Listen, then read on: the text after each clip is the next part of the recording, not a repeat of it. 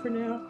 So let me, I see it's 4 o'clock, so let me call the March 15th, 2021 Select Board meeting to order and ask the clerk to call who's present.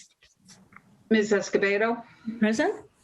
Ms. Ackerman, Present. Mr. Johnson, Present. Ms. Hotchkiss, Present. and myself, Ms. Bates, present. Thank you, and welcome everyone who's here today. I'll read the consent agenda, which reads as minutes to approve February 1, 2021, February 1, 2021 executive session not to be released, February 8th, 2021. And there's also a proclamation for Race Amnesty Day, which is June 13th, 2021. Do I hear a motion? Move to approve the consent agenda. Okay, is there a second? Second. Okay, will the clerk please call the roll? Ms. Escobedo, Aye. Mr. Johnson, Aye. Ms. Ackerman, Aye. Ms. Hotchkiss, Aye. and myself, Ms. Bates, aye. That's unanimous, and the chair so declares. All right, I think we're ready for the town manager's report. Hi, good evening, everyone. It's nice to have a fair amount of sunlight here at the beginning of our meeting. Even though it is cold, it's still nice to have it be bright out. You have the printed reports. A couple of the big items. We are continuing to work with our 8 other communities that we partnered with on a letter to DPH to request a regional vaccination clinic. We don't have a formal answer from DPH yet, but they have responded with some questions and some feedback. So that dialogue, it wasn't a hard no. So the effort continues, and I think we're looking at potentially sending another follow-up letter with to answer some questions. So I will say I don't know that we will get doses immediately, even if we get approved to hold a regional clinic. I think we're still waiting to see how the supply chains unfold and how that lines up with the new administration's promises. So more to come on that. So also last week, late in the week, we did receive an historic decision from the Supreme Judicial Court of the Commonwealth, where we prevailed in the Nagog Pond water rights litigation.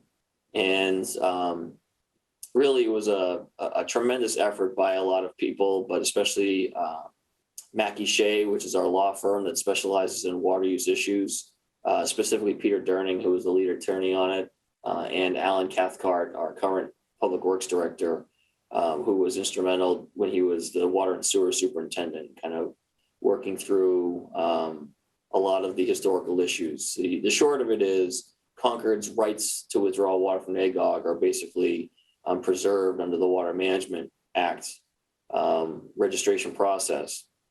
Littleton and Acton, their claim was that an 1884 Act gave them priority, gave them prioritized rights over Concord's, and the SJC said no.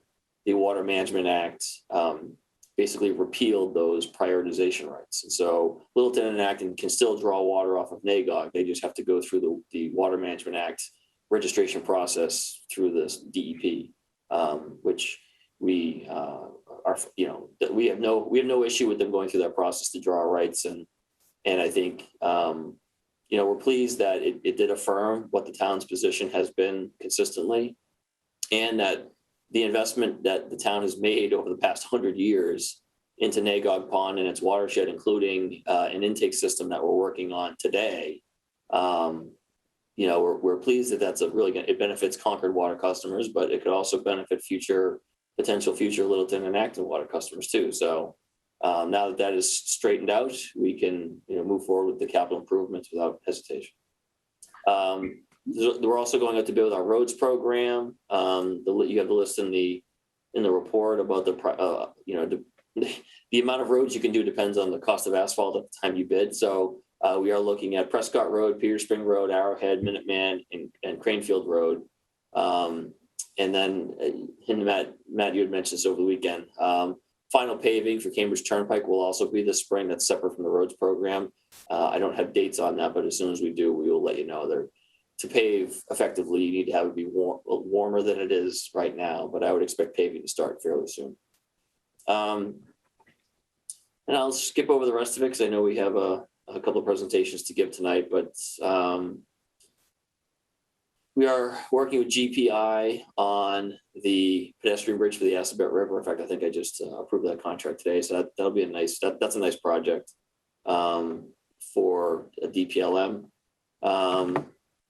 There is some information in the manager's report about the outage that we had with our Exchange servers, as well as the patches that were needed due to the national Microsoft Exchange issues.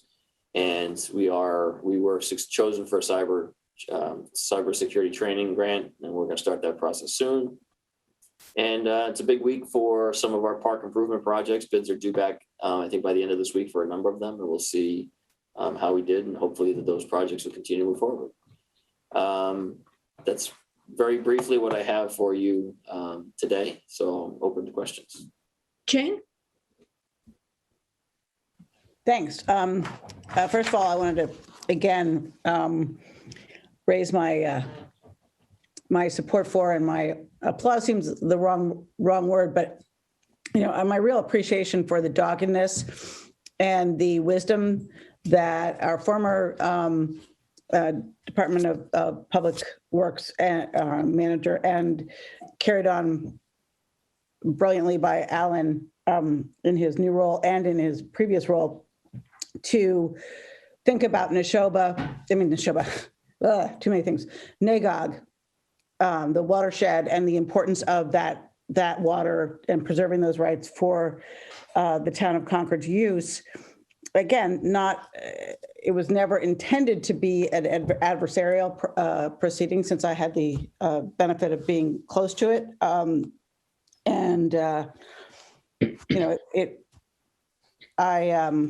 I hope that going forward, once we finish the construction of the new treatment facility, which is where this all began, because our former treatment facility was not, we were operating under a waiver, and we had to update it in the first place.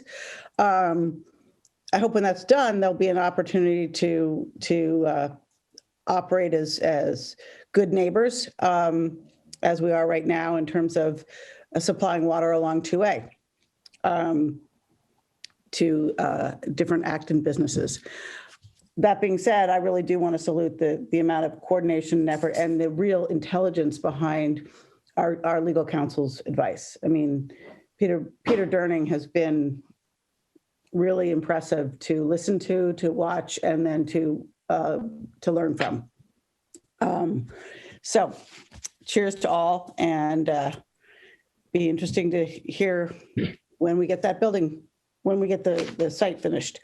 I did have a question in terms of the Sawyer Trust Fund under the facilities grant. The Sawyer, I mean, it's just jumped out to me because when I was co-chair of CSEC, I had understood that we were pretty much tapped out on the Sawyer Trust. So I was surprised to see that there was still money there to be put to use. I'm happy, but that was it was surprising. And I'm glad to see it's being put to that kind of use. And my final question was, in terms of where is that? Just again, going back to the IT piece, I just wanted to, call out that I could see how much of an impact it was having on the town, our recent issues there, and the need for the upgrade. And I will try to be very patient with the process, because on a professional level, we've done the same upgrade, and I am very aware of how painful it can be to not just upgrade, but then learn the system. So thanks. Thanks. Linda, I forgot to mention one other thing. It was not in the packet. I received it after the packet went out, but there were 5 promotions to lieutenant in the fire department. One was to replace a lieutenant who was promoted to captain, Sean Murphy. And then the 4 new lieutenant positions that were created in the FY21 budget as a part of their command staff restructuring, those promotions were made just late last week. So congratulations to the firefighters on their promotions, and to Chief Judge and his team for really running an excellent evaluation system, and I think those promotions will result in making a great department even stronger. And so, like I said, I'm happy for the new lieutenants. Good, thank you. Any other questions for the town manager? Okay, if not, I'll move on to the chair's remarks. I'll just note that while the country as a whole is noting that we've been in the pandemic for a year, we're a year into this, I want to acknowledge and thank both the town manager, all of our senior management team, and all of our employees for prioritizing the health and public safety of our citizens and all our employees. It's been as everyone knows, it's required an enormous amount of change in standard operating procedures, and sometimes without much notice, and also continually throughout the year, and we're not done yet. So thanks to everybody who has delivered services to our citizens as they expected, and also we've been able to look forward as we look at our goals and objectives, look forward and apply for new grants and continue to focus on things besides the pandemic. So I'm sure I speak for all the select board members in thanking everyone for all they have done and continue to do. All right, I'm going to move on to the next two agenda items. Let me say first that in recently reviewing Envision Concord and our mobility and transportation goals, there were a number of action items that were specified. One of them, a key one, was building infrastructure within municipal government to address these issues. And the town manager initiated the Transportation Advisory Committee as part of that infrastructure to address some of these issues. Both of these items that are before us today either have gone already to the Transportation Advisory Committee or will return to the Transportation Advisory Committee at various stages. But the first item is the Junction Village Park pedestrian safety concerns, and I would just add pedestrian and bike safety concerns for Junction Park. Because we've received a number of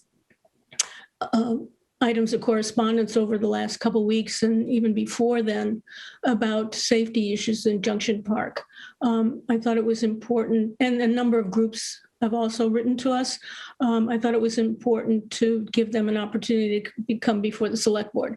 They did, in fact, have representation before the TAC this past week, and some of us were there to hear that discussion. I think it was very positive and very productive. But for the benefit of the public at large, I think it would be helpful if we had a brief synopsis about what some of these issues are. We are not going to be able to work out all the solutions today, but I think just understanding the breadth of the issues, both short-term and long-term, will be helpful. So Dory Keogh asked to speak, and I see that she's here. So Dory, if you'd like to introduce this topic, that would be fine. Thank you, Linda. Can you hear me?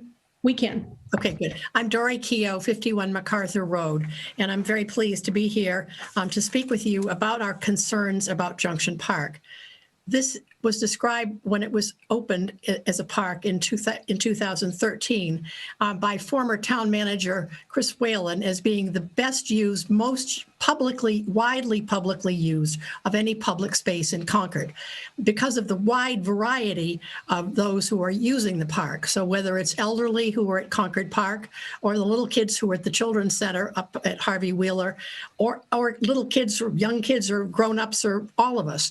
It's from commuters to residents of the town, mostly residents of the town. And when the park was being designed by Concord Public Works, which invited the brand new Green Thumbs to have a part in its planning, which was a terrific honor and a great privilege.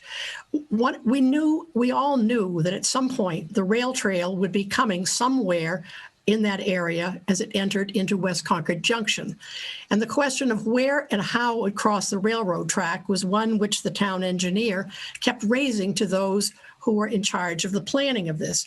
That included Greenman Peterson, which is the design firm that was hired to take care of the planning for the rail trail.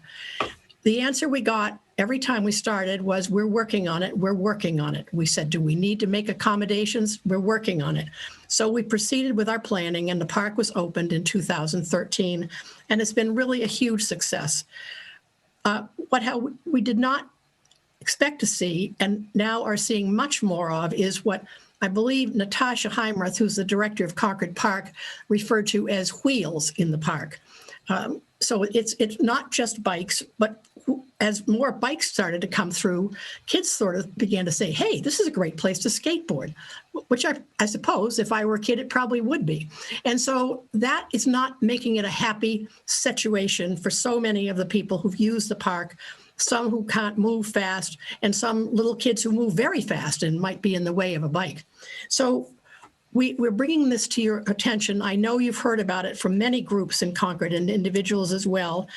And I'm here just to give briefly to ask you who and what group is going to have the ownership of finding a solution. And every problem has a solution. It just has to be looked for. What is needed is some group or some people or whoever who will have this responsibility, and will also be a place for the many people who submitted wonderful ideas about solutions, which is, as Linda, you remarked, we won't have time to talk about today. So who's going to have the ownership of the solution to this problem? And the second part of that, which is necessary in any kind of good planning, is a timeline. And that is, when should we expect to know who is this group or individual who's going to have the responsibility, and dividing the issue almost into two phases. Right now, we know who the users are of the Junction Park at this particular moment. That will change when the bridge, which we're all watching now, starting to get back into action, being built across Route 2, is completed. And that opens the rest of the rail trail going to Acton, Chelmsford, on to Lowell, but we'll all be using it. So there'll be a broader usage once that bridge is done. But when should we, considering that the kids are going to be starting, kids and grown-ups in Concord are going to be starting to use the Junction Park by their bikes very soon. So when should we hope to have an initial idea of what the plan is? An idea which can be proposed and people can react to. So that's a very tight timeline. But longer timeline, but perhaps for a much larger project, is the one once the bridge is done. We have to really think north and south and not just Concord. So I would thank you very much for letting me speak. I know there are others here who have others to say, so I'm being as brief as I possibly can, but thank you, Linda. I'll let others take it on now. Thank you. Okay. I do know that a number of people want to be heard on this item, so I'm going to entertain some comments from the public. Please keep them brief, and if you'll state your name and address, and also if some comments have already been noted, please only introduce new comments. So is there someone who would like to speak at this time? Nancy Crowley. Yeah.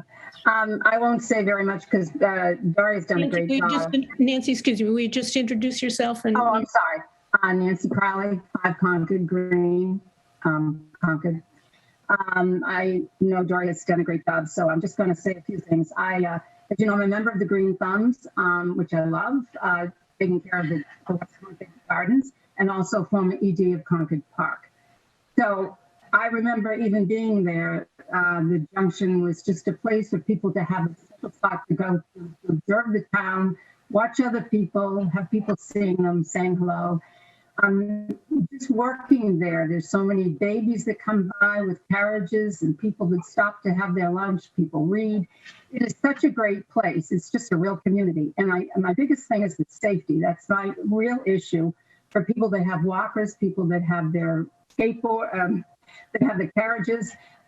I've seen the skateboards fly through. I've seen the bicycles fly through. When you ask them to get off, they don't usually cooperate. So for me, we have such a great place. And in light of the pandemic, the one thing everybody needs is to get outside and be able to enjoy such a beautiful spot. And I would just like to make sure that the safety of residents and the people that go there is good. And we don't have to worry about the bicycles coming through, skateboards, etc. So it's what you've all heard, but I just can't say it strong enough. Thank you. Thank you, Nancy. Anyone else who would like to make a comment? Do I have to speak up? Ellen, would you like to speak? Sure. Ellen Quackenbush, 206 Prairie Street in West Concord. And just a very short comment that reiterates things that Cosette and Nancy have said. I don't think we need a formal study as has been proposed to know that we have to act now. We know there's 5 organizations that wrote pretty compelling letters to the effect that there is risk at Junction Park. So I'd say let's figure out something that the select board can recommend that will encourage people, really require people to dismount their wheeled vehicles before someone, it would be awful to hear this, but before someone gets hurt or feels that they can no longer use Junction Park safely. That's fine. Thank you, Ellen. Okay. Anyone else who would like to comment? Nat? Thank you, it's Chairperson. Nat Welch, 141 Stowe Street, also co-chair of the Bruce Freeman Rail Trail. Just want to speak in support of the select board taking this up. I think our feeling is there are really 3 steps. One is something in the near term to address safety and other issues. The second would be a longer term approach to try and figure out how to make fundamental changes that will make the park safer for all users. The third thing I just want to say is that we'll be conducting, starting in May, trail counts for users, so we can have some data in May and September that we can provide to the town on usage through the park and on the rail trail. Thank you. Right. Thank you. Ms. Escobedo? I see Phil, but if you'll just wait, please. Sure, sorry. Okay. Anyone else who would like to speak before I call on Phil? Okay, Phil, go ahead. Okay, thank you. This is Phil Posner, 223 Lost Brick Road, in West Concord. I want to reiterate what each of the speakers has said. I agree with it. And also to add that my hope is that the select board will set a real, clear, defined time within which decisions will be made and actions will be taken in the very near term. Because I agree that there's potentially a safety issue here, but there's also the risk that the process will bog things down and someone will get hurt in the meantime. So my hope is that the town manager and the selectmen will define a date, which I hope is in this spring, and define that action will be taken by that date. All right. Thank you. And I think, okay. Comments, reactions from the select board. Matt. Yeah, so, it seemed to me from the few slides that we had that there was a proposed set of improvements that at least there seemed to be some fictional signs there, proposed signs. So I think that shows that there is something going on. And I guess it's back to the Transportation Advisory Group to, propose something concrete back to us. So I would defer to, well, what is a reasonable time frame to get this back? I don't know. And how far advanced is this so far? Okay. Steve, and I can see you want to speak, but I'll get to you in a second. Jane? Yes, hi. Well, I'm also I'm both an avid user of the Bruce Freeman Rail Trail. And I remember when the Junction Park was first really enlivened, and I've really appreciated all of the work that we've done in West Concord as a whole, as a cultural district. It's a vibrant part of our community, and therefore it attracts not only local abutting residents such as at Concord Park, but also a lot of an increasing number of visitors and residents who've moved in so they can walk or ride or non-car based come into town. And that is, all other things aside, that is a very it's a very difficult intersection, period. So I would, while it may go back to the Transportation Advisory Committee for a more long-term solution, I know at the last time we discussed this, I heard everything from the opportunities to put cones down, or in addition to signs, to put, I guess they would be etched or not etched, sprayed graphics on the ground so that riders would see them. Again, it's all about encouraging people to get off their bike and walk. And I think those are sort of no lose early steps. And yes, we as a town, and I think the Transportation Advisory Committee as a committee is carefully curating, hotspots. And I suspect this is going to be the next hotspot that's looked at. I would encourage that. I hope that's not all of the Transportation Advisory Committee's work, but as of right now, clearly this involves all ages, all modes of transportation. We couldn't find sort of a more public intersection, to pardon the pun, or maybe because of the pun, to highlight some of the impacts of multimodal transportation in Concord. And multi-user. Yeah.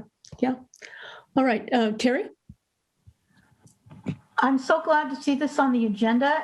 And I'm also very heartened to hear all of the speakers that we just heard from pretty much saying the same thing. It sounds like we have a lot of agreement in the community that we need a two-pronged solution, one to act very quickly with a very specific time frame, as Phil said, and I'd like to see us do that today, like figure out, give this to the town manager or the Transportation Advisory Committee, or give this to someone with a specific time frame, and then have them come back to us with, in a few weeks or a month, yes, we've done signs or the cones or whatever it is. And then the long-term solution, I think we should also talk about today and figure out some kind of time frame for that, although obviously we won't totally solve that. All right. Susan? It strikes me that this handout that was in our packet is a really good first step, which I heard the Transportation Advisory Committee discussing at their last meeting, and that, it seems to me, would solve one immediate concern. But the long term, I think part of it is collecting the data, which the rail trail folks said that they were going to be doing in May. So I'm not sure about how, if we can, I'm not sure how to nail down a definitive date on the long term, because that's one aspect of it. And I'm not clear on how many other aspects that there are that we need to consider. Okay. Can Yes, Stephen? Yeah, I was gonna try and lead off with a report out from the Transportation Advisory Committee on the discussion we had there. And so is it okay if I do that now? Sure. So we had what I thought was a very productive discussion. Many of the same people who are here today were there as well, and offered many of them offered remarks to the TAC, which were very helpful. And I think from a operational standpoint, we've heard the feedback. I think the slides, the images that Marcia Rasmussen so quickly put together for the packet show what we plan to implement in the short term. As soon as, I think, I don't know that we have those stencils in house. And so we may need to find a vendor to apply them. But the big thing is, when you look at what is the problem, right now in the short term, the problem is our wheels, cyclists, scooters, skateboarders, are they properly notified that they should dismount when going through that stretch through Junction Park? And the answer we all agreed on was no, they are not properly notified that they should. And so the priority now is making sure that we improve signage with pavement markings and signs as well that are both self-evident but also safe to notify people that they need to dismount and go through that stretch. And I think we have, as the design's laid out, I think we have a good approach on that. In terms of a hard date, a lot of that is availability of the resource and the weather, but we intend to move as soon as we can on that. The second problem, which is we talk about the larger scale problem, is, is there a structural issue with that area that can never really be made safe? And I don't think we know the answer to that today. That's true. And that is the thing that really needs more study, more data collection. And as we talked about at TAC, I don't think anybody really wants to dive into additional civil engineering as a reaction to that problem. We want to make sure that we are working on behavior through the pavement markings and the signage, but then also let's collect some data and let's take a fresh look at it. And maybe it was, an issue just because people didn't know. And hopefully the work we put into the notifications will greatly enhance the safety. But, we are aware that there's the potential for a larger structural problem. And that's the thing that we'll be looking at as we go forward. Okay. So I hear a commitment from you and your team, however that gets delegated, to address some in relatively short term, to address both the signage and the pavement marking. And there were some good suggestions made at the TAC committee this last week in terms of on two different ends of the park with some of that addressing the signage and the pavement marking. And you'll proceed as quickly as you can, and we'll have you or someone else come back and tell us it's done, and we'll see it's done. Yeah, sure. And I think there's not a lot of tools in the toolbox for signage and markings. And so I think we've heard enough feedback where we can just go and make the improvements. I think that we did show some sample graphics, and there was consensus for what things we thought would be compelling. That's why I had Marcia put that in the packet so you could see what we thought would work really well. Sure. What wasn't in there is is there a place for LED signage? So that's more we want to be noticeable. And that's the only thing that we don't have. But yeah, we will definitely, as soon as we have a sense of when those things can be applied, meaning implemented, I will certainly notify the board. So if there are additional suggestions, to whom should they be directed? They can come to me, or they can go to Marcia Rasmussen or Aaron McCloskey, or all three of us, or Okay. any way they want to reach us. Linda? Yes. Linda? Dory? Yeah, may I say just a couple of responses? Linda, is that okay? Sure. Thank you. First of all, those dismount signs which say proposed on them in the supplementary material that you came out are actually in place. And so I walked on the trail yesterday because I thought, oh, gee, I don't remember those signs. They're there. People do dismount waiting for the light to change. But then you watch and they get back on their bikes when the light changes green, and they green light it across on bikes riding then entering Junction Park where there are more signs, and they continue driving through. So signs, I want to take 1 second and give you a little anecdote from Ron Holsinger, who's our wonderful safety officer for the town of Concord. He's been troubled by this from the very beginning. And he called me one day last fall to say, I have a new sign made. It's 4 feet by 4. It's a square with wheels on it. It's going to be in the middle of Junction Park, and it's going to be orange, so it'll get people's attention. So he was so excited. I said, oh, call me. I can't wait for you to tell me. So a couple of hours later, I got a call, and Ron said, Dory, it works. It's fantastic. People saw the sign, and they dismounted immediately. And I said, and you were there to see it, Ron? And he said, yeah. And I said, and were you wearing your uniform? Oh, yeah. Oh, yeah, it wasn't the sign. It was the uniform standing beside it. So I went through several days later, still the same sign, same bright orange, driving by, driving by, driving by. So signs are terrific, but without either some wonderful motivation, do it, maybe you'll get a prize if you walk through, or if you don't, you're going to be called into jail and put in, MCI Concord for the next 6 months. I'm joking, but I'm truly not joking. Signs are wonderful, but they are not the answer. I'm willing to try it. Okay. Try it.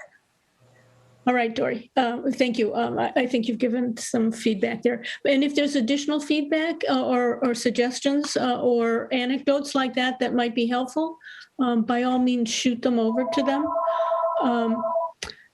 Because now would be the time before they start implementing some of these near-term suggestions. All right. Good. And then it sounds like the TAC will be addressing some of the longer term issues. All right. Thank you, everybody. Linda? Has her hand raised? Yes, Ellen?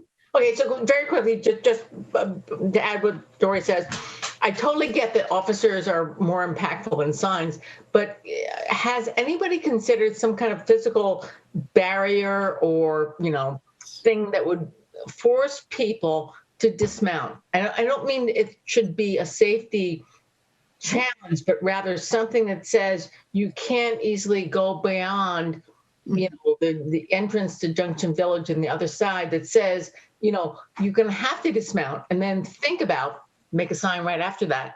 Yeah. You have to dismount. In other words, I think that the answers aren't that hard. I think we're just, I don't know. I think we All right. Thank you. Thank you, Ellen. Yeah.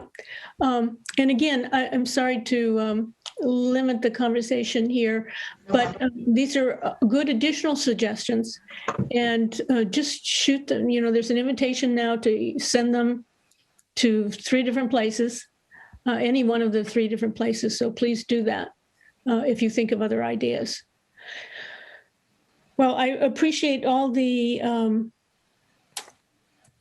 effort that went into communicating your concerns for the conversation that already occurred at the TAC. And I think you can see people are serious about trying to address some of the issues that you've brought before us. So thank you, everyone. Okay, the next item is the Neshoba Regional Greenway Project. And Town Manager, would you like to address this?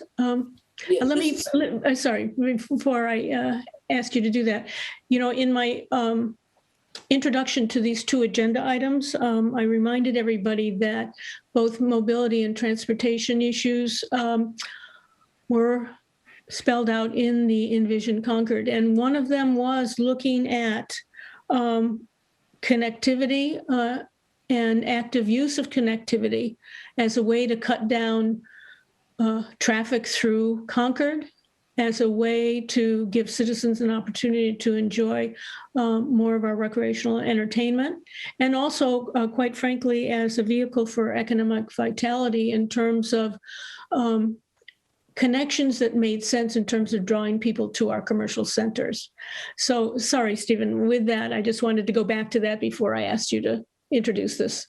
No, I appreciate the lead in, because that one of the things that and I did, to say the town manager put together the Transportation Advisory Committee is partly true. Jane is the liaison now, but was also instrumental in helping bring that together and gave great input on the charge and was really kind of pushed for that. So and I think we talked a lot about like the model that I was proposing to use, and I think the meetings we've had, especially about the Junction Park, really shows the benefits of having.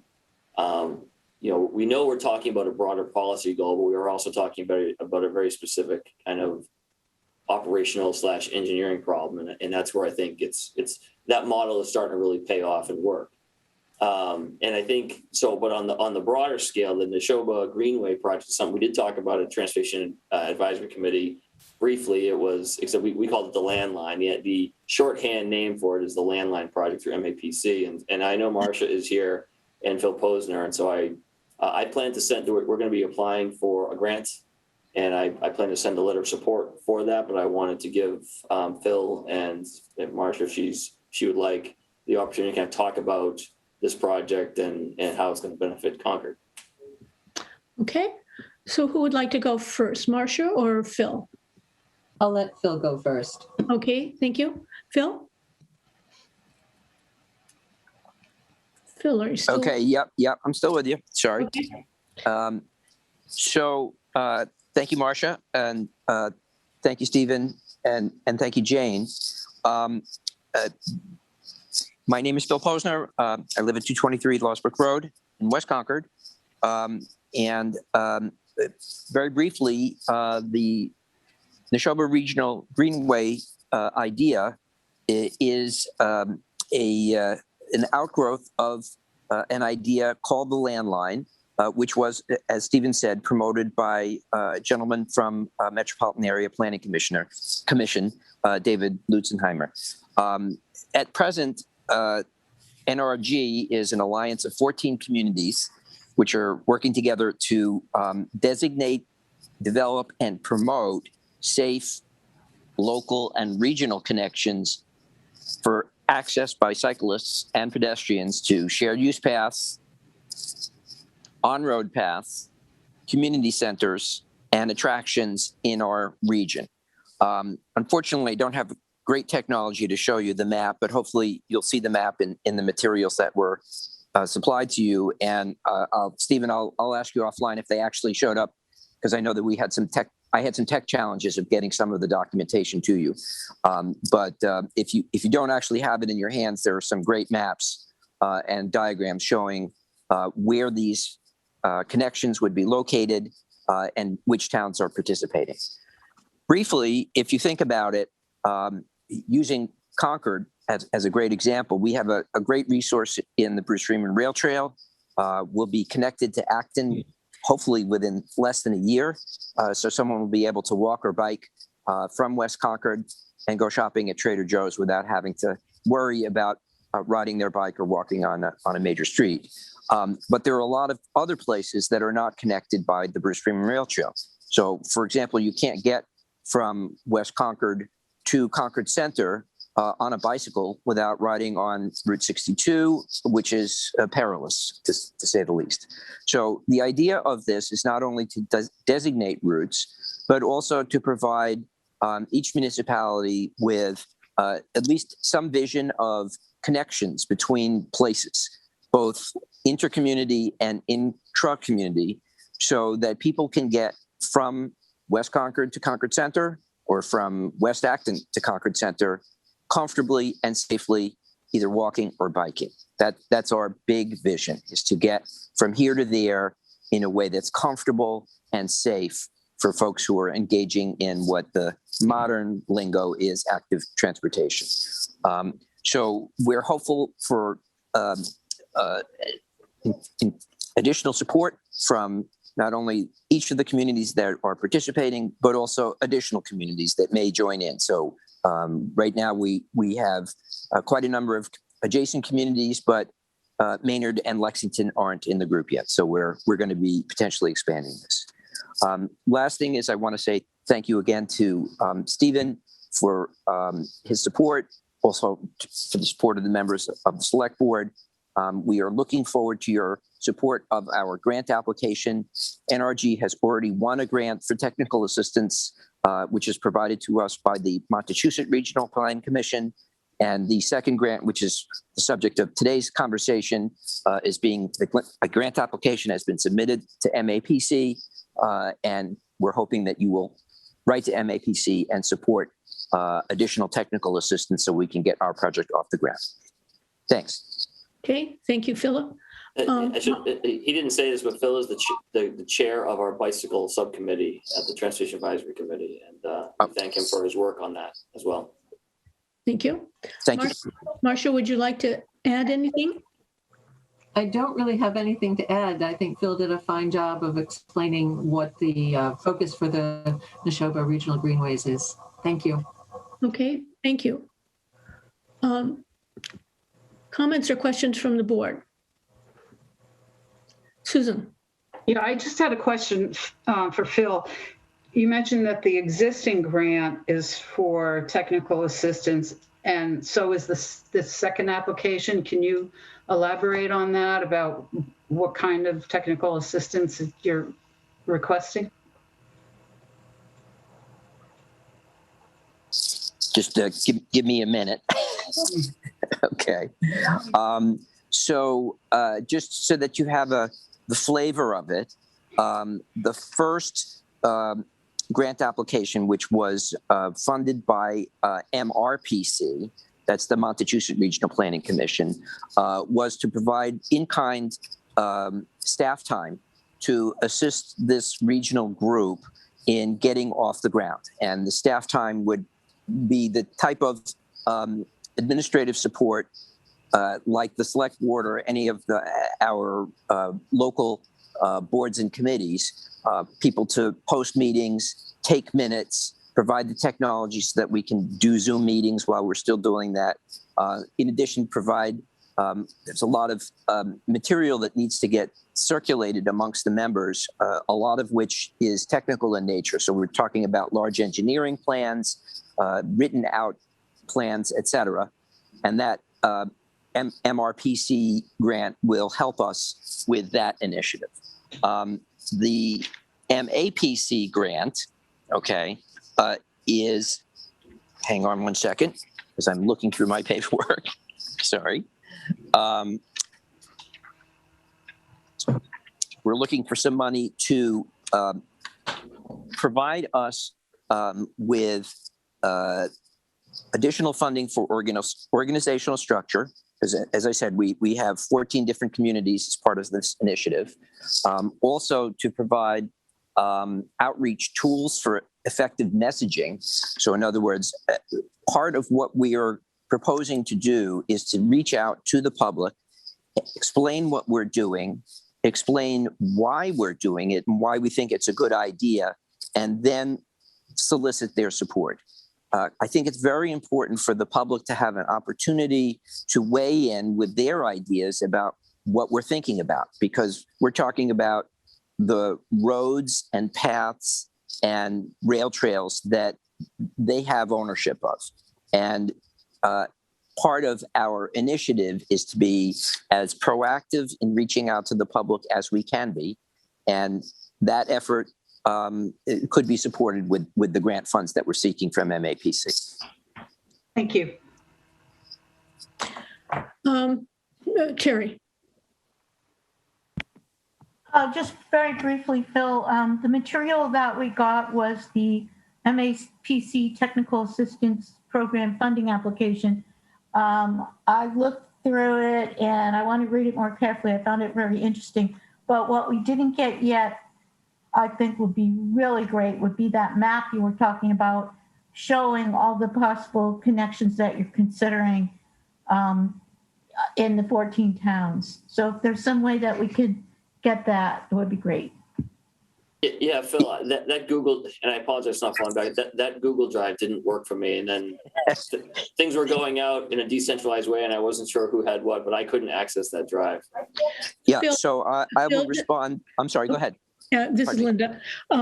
Is this the map that was on the MAPC site that showed for the whole wide area from actually starting with the coast going west?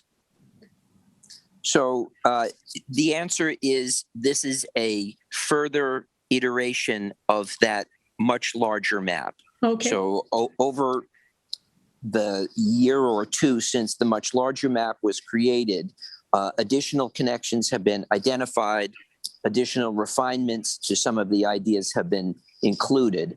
And so what I'll do is I will work offline with town manager so that that document is in his hands probably tomorrow so that he can circulate it amongst the select board and then make it available for the public as well. Right, on the website in a good place. Yeah, thank you. Thank you. Matt, I saw your hand up. Yeah. Yeah, so I'm just curious though, Phil, you were talking about this technical assistance. It sounds like administrative and marketing assistance for the effort. What about the core work of the engineering? How is that going to be facilitated and paid for?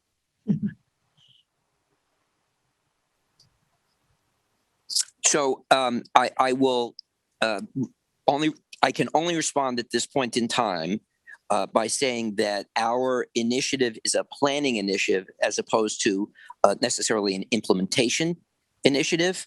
But in the discussions that have been undertaken thus far, the idea is to communicate with both the town officials, town staff, and the public so that we'll generate support so that the public will agree to pay for implementation of the project through local DPWs.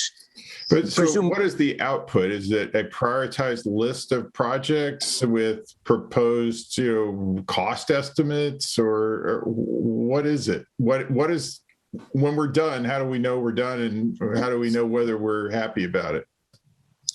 I would say that the implementation phase would be a future phase of this. However, in terms of what the deliverables will be, okay, for this particular phase of the project, the deliverables will be a planning exercise and a public outreach exercise.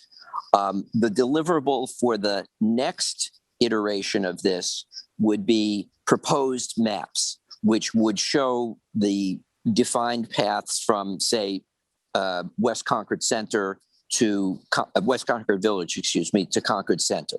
And that would provide a basis for public comment and also people to actually walk or bike it. The step after that would be an actual map, and that map would be supported with signage, which is being prescribed by MassDOT at this point in time. So MassDOT has a official sign which is referred to as a wayfaring sign. And the concept of wayfaring in MassDOT's world is a sign that has one of those like barcode type things or QR code type things. We have them on our signs that we use for Natural Resources Commission trails, for example. So when you point your cell phone at the QR code, it brings up a map that's in the town server showing where you are, the environs, and describing, what you're looking at. So are you saying that in some cases, really the effort is to designate safe routes, and at the point that you've introduced the signage, you're more or less done, or at least you've got a starting point with a map that shows where they are? There may be further projects needed to upgrade infrastructure, create a new route where there's a gap. There may be stuff like that, but there may be ways in which you can achieve some of the results simply with signage and with maps. That's exactly right. And where there are particular, what I would call hotspots or dangerous spots, that would permit a conversation to be undertaken amongst municipal staff and board members and committee members, so that those hot spots can be addressed with action on the part of the DPW.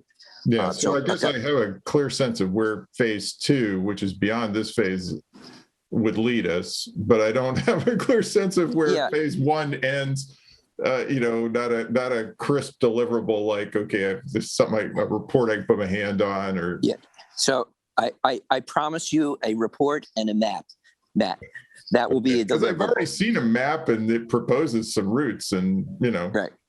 But I will tell you, just as a for instance, and I have, this is where I part company with my friend David Lutzenheiser from MAPC, because he's the visionary. This was his big picture, the map that the chair Esposito mentioned, shows the entire metropolitan area. One of the things that David is interested in doing is connecting Baker Avenue, one side to the other. I think it's a wonderful idea, honestly, except not particularly feasible in terms of cost and time. I think there's a better, more cost-effective and timely way to get from West Concord Village to Concord Center than either building a bridge or digging a tunnel that would reconnect the disconnected halves of Baker Avenue. Correct. So what the point I'm trying to make is that when you look at David's map, David shows a connection as Baker Avenue. And there are quite a number of these connections that need to be proof tested. Right, yeah, like that, a lot of stuff. So part of this effort has really got to be proof testing. So some of these routes really are, they're great. They're, you would love to see them, but they're not realistic. Other routes are not safe, right? Part of our effort is to, and this is actually part of phase 1, is to send volunteers out into the field and have them actually ride their bike or walk along the sidewalk and provide feedback saying, yes, it's fine route, but the sidewalk is deteriorated. Here's what needs to be done. Rehabilitate the sidewalk and put that in a priority list somewhere. So one thing that I think is interesting about this is that it would actually dovetail with this town's existing Complete Streets initiative, because we have a priority list that was created in connection with Complete Streets. And I think it would inform on a going forward basis whether or not that priority list is right, appropriate, or whether or not the priorities might need to be reconsidered in light of what information we're providing to each of these towns. Yeah, like a broader regional context. Yeah. Right, exactly. Yeah, I mean, I think you have to think about this in the arc of this effort in years. Yes, absolutely. This is not a quickie. Excuse me, I'm sorry to interrupt you. Yeah, I wasn't here, but I'm guessing the Bruce Freeman Rail Trail, even though it's different, I'm guessing that also had a long gestation period and development period over years before you started to see the paint drying on the stripes on it. So I think that's, and it's one foot in front of the other with projects like this. And I think that's why it's important that we have the discussion going now, and we are participating with our regional partners. My kids were learning to ride their bikes when we started, and they're all over 21 now.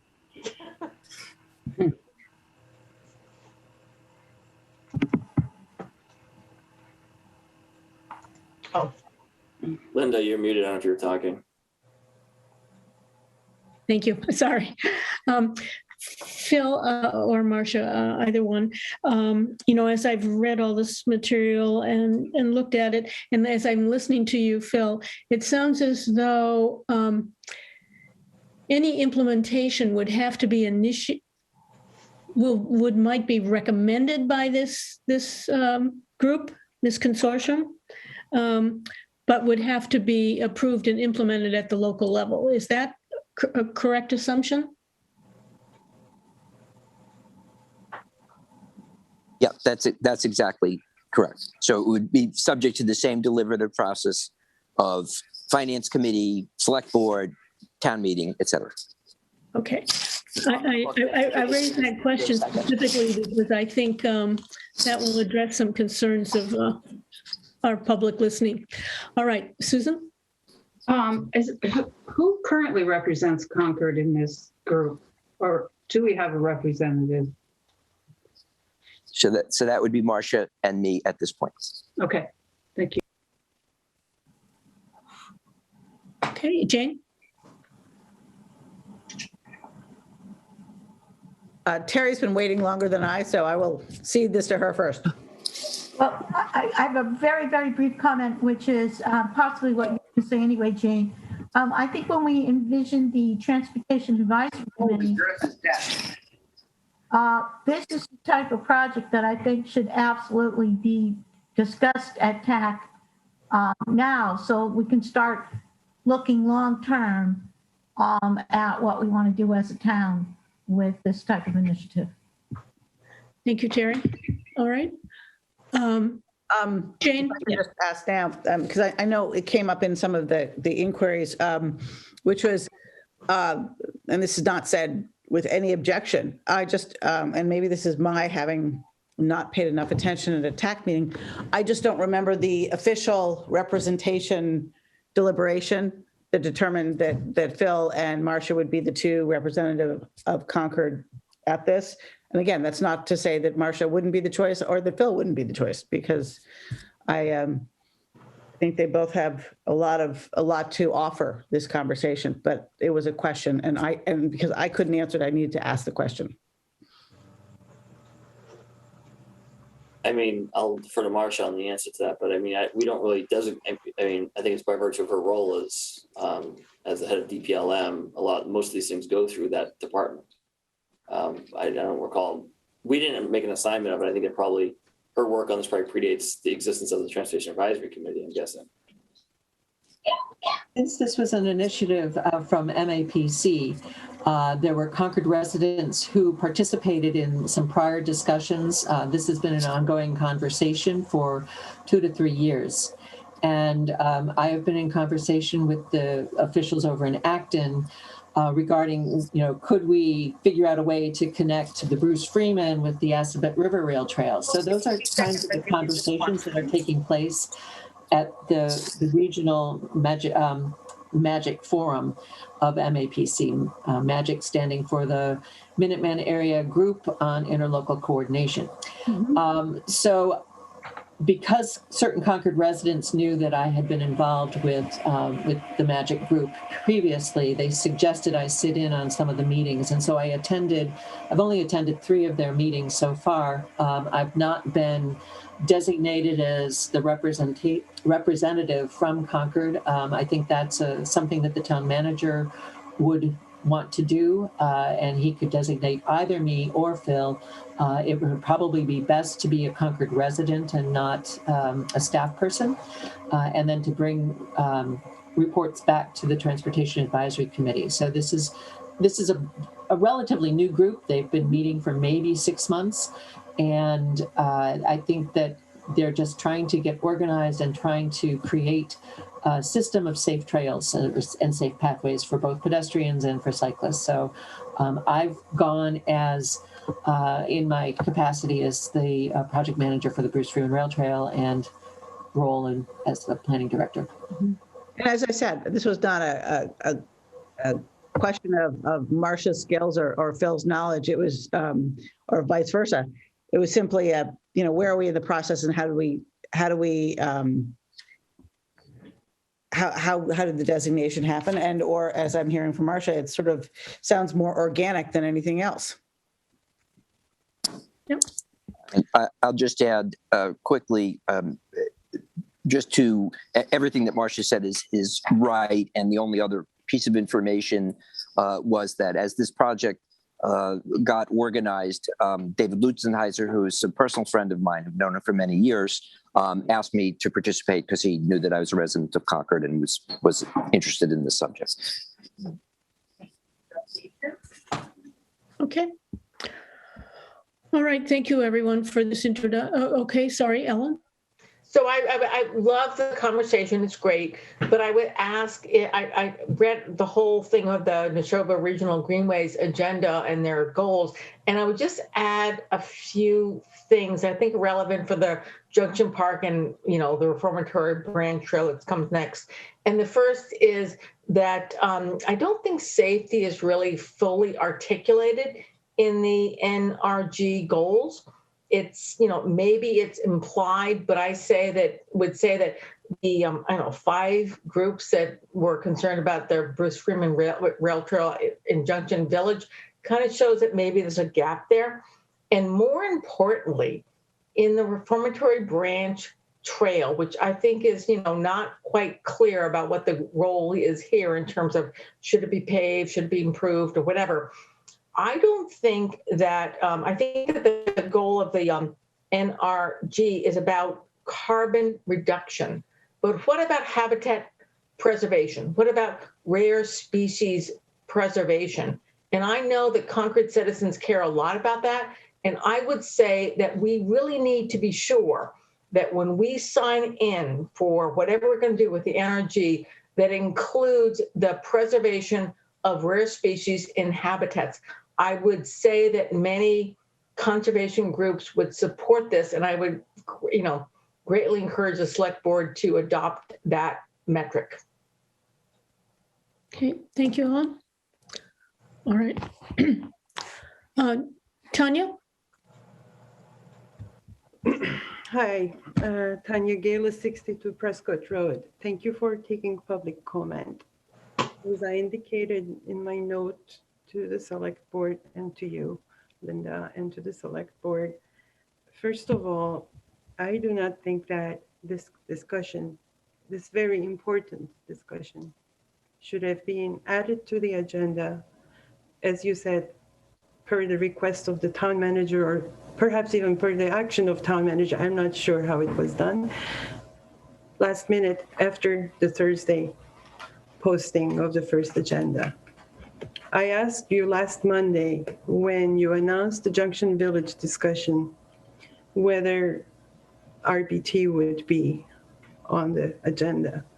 And of course, I understand this discussion does not title itself the Reformatory Branch Trail, but we all know that the same people are involved in that push, as well as this Neshoba Regional Greenways project. So you said no. There are many interested members of the public, just like for the Junction Village discussion, who are interested in this. On Friday, there wasn't even this document that was posted this morning, which is complicated, which takes time to read. And one thing in there is something that Jane brought up, which is this claim that there are, and Phil also said, there are representatives from 14 communities. Just because Phil has been working with this group does not mean Concord sent or had a Concord representative. And I know when Marcia found out about this. Marcia found about this during the October 28th meeting of the TAC. That's when Phil mentioned this MAPC group to her. And if Marcia went to this out of her professional interest, which I'm thankful for, of course she should, that also doesn't make her or anybody a Concord representative. Meanwhile, as I sent you the links, in Littleton, someone got the Littleton town manager to write this letter to the MAPC while they told them that Concord and all 14 communities had representatives. That implies that we sent a representative. We did not. Whereas, for example, Acton in January did choose a representative. That's official. So this I really do not know why this discussion had to take place today on such short notice, whereas the Junction Village got all this notice and preparation. So please do not state those two items in the same breath. They did not get the same treatment. And the fact that the public will have a say on projects is a given. That does not in any way reassure any member of the public about what is being co-opted here. There was collusion in the Bedford-Concord case from that YouTube, where Bedford has not really found funding to pave to the Concord line, and yet the BFRTAC co-chairs told you that, told the public that, told their own membership that. I don't know that the BFRTAC people knew about that fact when they went along with that letter. And now, you know, to talk us into discussing it. And then Bedford is counting on us to discuss that so that they can convince their public to fund it. So now the similar thing is happening here. People are going to Littleton saying we have representation and we have signed in from all towns. And then they are coming to you saying we have representation from all towns. We should support this. This is not the way to do business here. We count on our select board to lead the town manager, to be transparent with its citizens, to give due process, to give people time to attend the meetings, time to read complicated documents, time to comment. This is unacceptable, Linda. All right, Tanya, thank you for your comment. Thank you. Thank you for your comment. I'm going to make a comment. Okay, so let me, is there anyone else who would like to comment? Mark? Thank you very much. Mark Galis, 62 Prescott Road. Yes. Thanks for the opportunity to comment. I appreciate it very much. And I also, believe this is a very important issue and wide-ranging issue. I want to take this opportunity to express a few concerns. One of them is the MAPC has a trail maps web page, and there are a lot of errors in terms of local information about things. So it seems to me that it's a relatively uninformed external contributor to this effort with possibly ways of providing funding for things, but it's really up to local communities to figure out what should be substituted on the ground for an extremely vague vision that the MAPC seems to have promoted, maybe by certain individuals, et cetera.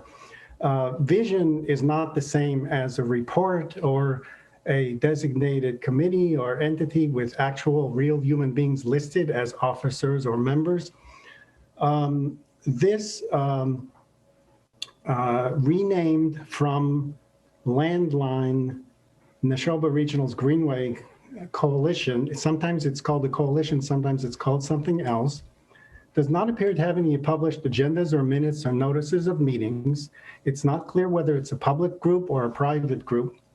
The only references I can really find to meetings are things like the Transportation Advisory Council of Littleton meeting in November mentions on their agenda, no published minutes there either, that there's an update of an October 15th meeting of the newly renamed Neshoba Regional Greenways organization.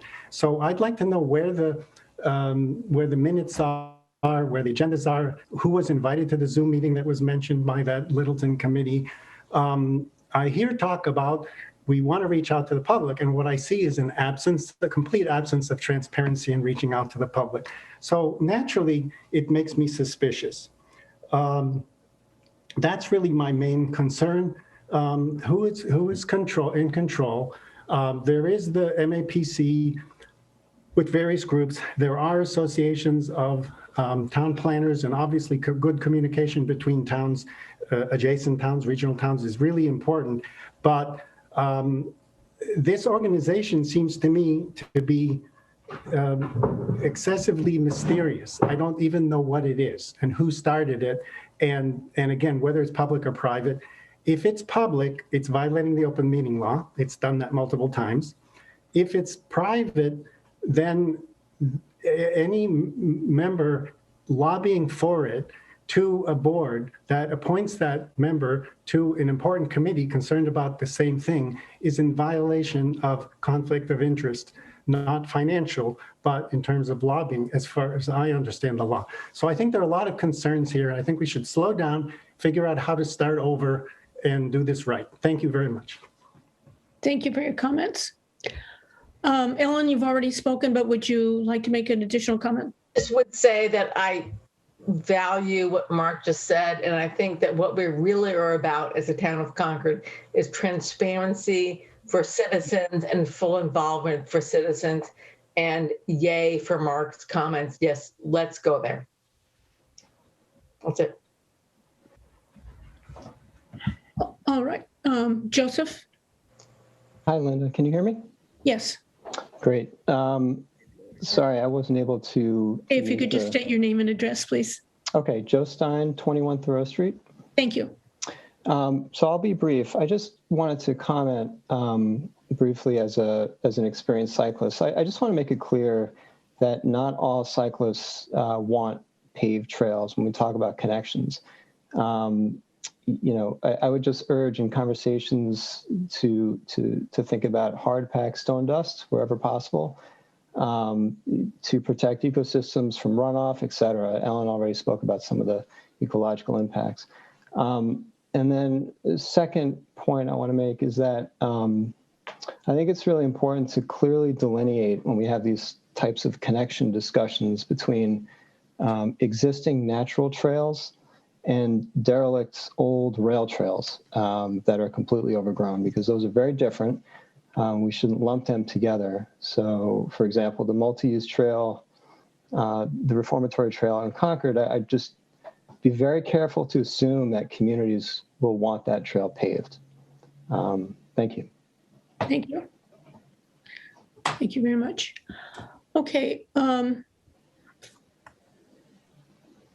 Who would like to clarify the role of MAPC? Stephen? I think, and I have not been as involved in the Greenway, in the Neshoba Greenway project. I did see the landline. MAPC is obviously a big partner for the town. We are a member of the Metropolitan Area Planning Commission, and they do a lot of things. They do a lot of coalition building. And that's where I don't, the town is not, we are not running the Neshoba Greenway Coalition, but we are a part of a lot of regional, you talked about Envision Concord. If there's a group of people in our region who are getting together and say, hey, let's explore ideas of connectivity and multimodality, are we really going to say, it needs to be fully formed and before we go down, before we just at least say, yeah, we're willing to enter into a conversation? I guess I thought that the expectation was that we would be a part of a dialogue. I think as Phil laid out in his report, it goes and identifies some certain pathways at a higher altitude, metaphorically speaking, and then at the end it comes down to the local decision making as to whether or not the recommendations are implemented. Littleton is applying for a grant on behalf of this coalition, which is Littleton's choice to do. How they go about doing that is also their choice. We have a choice to make if we want to support one of our regional partners on this effort, which I thought did align with the town's goals. So I at this point was willing to support continuing the dialogue. This all sounds very early stages. And I think, like I said, a lot of initiatives a lot of big ideas that end up getting done in the public realm start off with coalitions like this. So I guess I'm a little caught off guard by the idea that somehow we're not being transparent when at a very early stage of this discussion, we're kind of bringing it here to let the board know that this coalition is formed and there's a regional discussion starting to happen and we plan to be a part of it because we believe it fulfills our goals. And the other thing is on the reformatory branch trail, that wasn't really a part. There are many shared stakeholders and there are many overlapping issues, but they are still very different projects and different approaches. And we will spend time on the reformatory branch trail as that issue unfolds.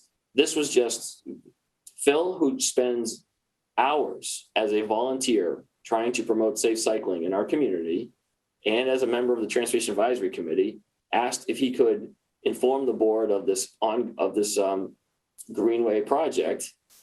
Again, I think it fits with what we're trying to do. So I said, yeah, I asked Linda, can we have just a brief heads up discussion? I think we've had a lot of these, just here's a heads up, here's the conversations that happen, because I think people want to know as soon as there's a dialogue started. And that's really all this is. I guess like I said, I don't think there's any lack of transparency. I think we're showing that as at the front end of this long range project, we're bringing the board and by extension, the community into it.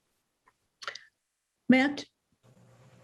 So I just want to speak as a former member of the planning board, but also as the current magic representative for Concord and actually assigned the Magic representative. So I just wanted to say that, in Magic, we reviewed the landlines project, a meeting or two ago. And, it's similar to many MAPC initiatives. I mean, Magic is not exclusively, but a lot of MAPC grant-funded activity. So either administrative or planning related. And the assignments, to these many different projects that are, of representatives to coordinate with MAPC are informal. They are not standing town bodies. These are projects, these are grants, this is an individual that's working. And yes, they like to get representatives from every town. Now, is it overstating the case, what you say, a representative? It's not a legal representative. It's not a voted in representative. It's just a representative citizen from a town. So that they get a regional coverage for their effort. And so I think that the informal efforts that have gone on today are just that. And the maps and all, they're just their vision, their fantasies in many cases.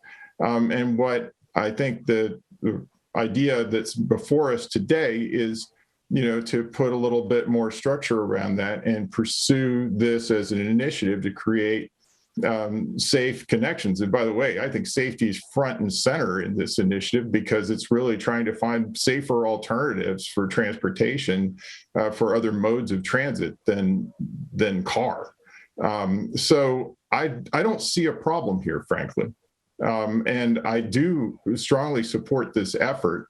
And I do think that it's getting conflated with some other project efforts. And all of these objections today are kind of like, what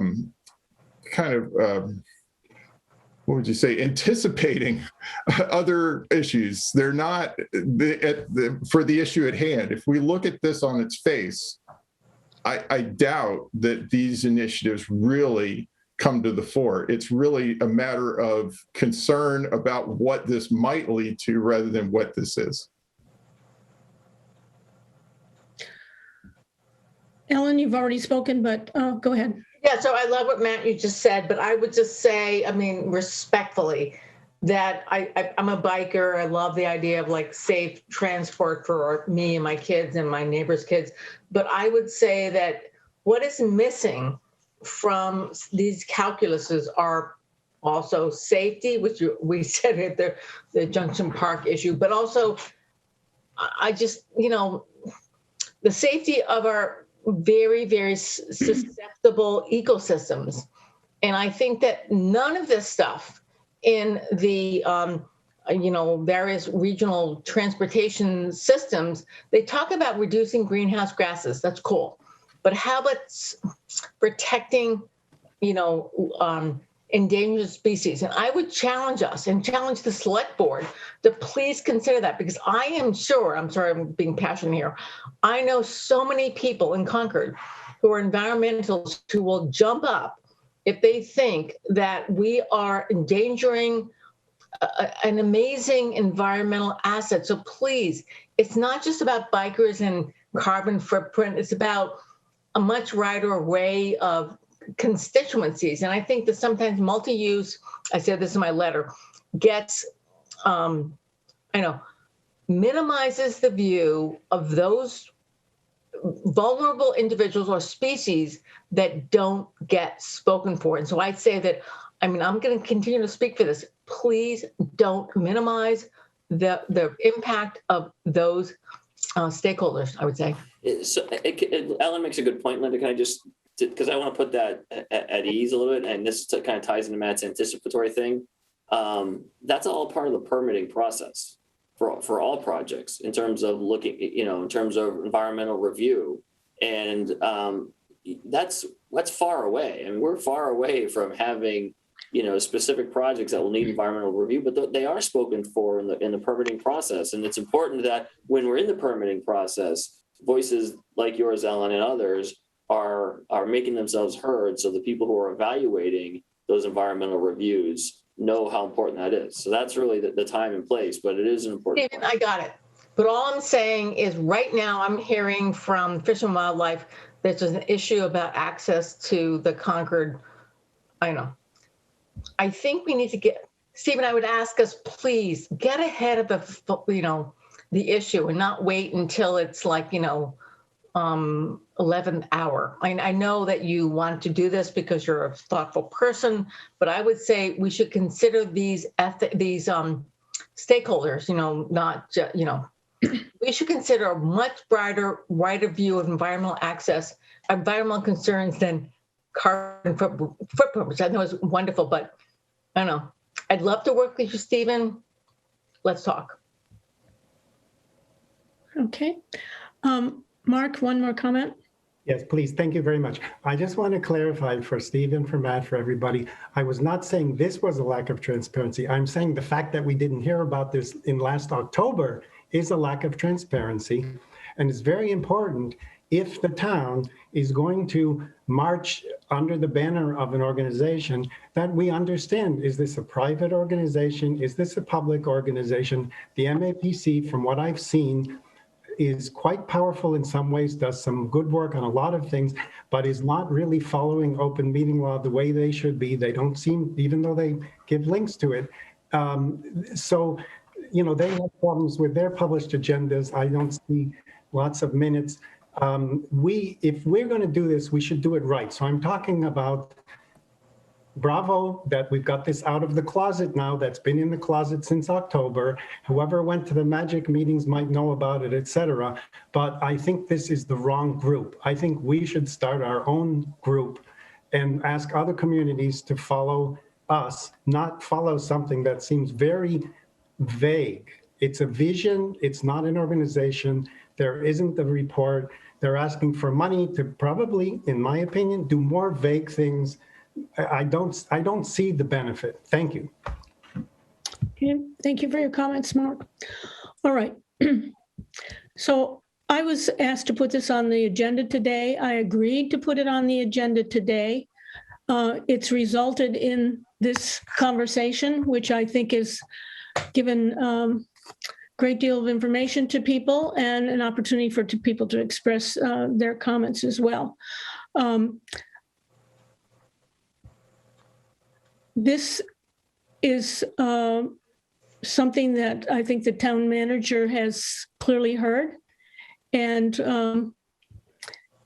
his senior staff are empowered, I think, to participate in various regional groups and other resources to bring back ideas to the town.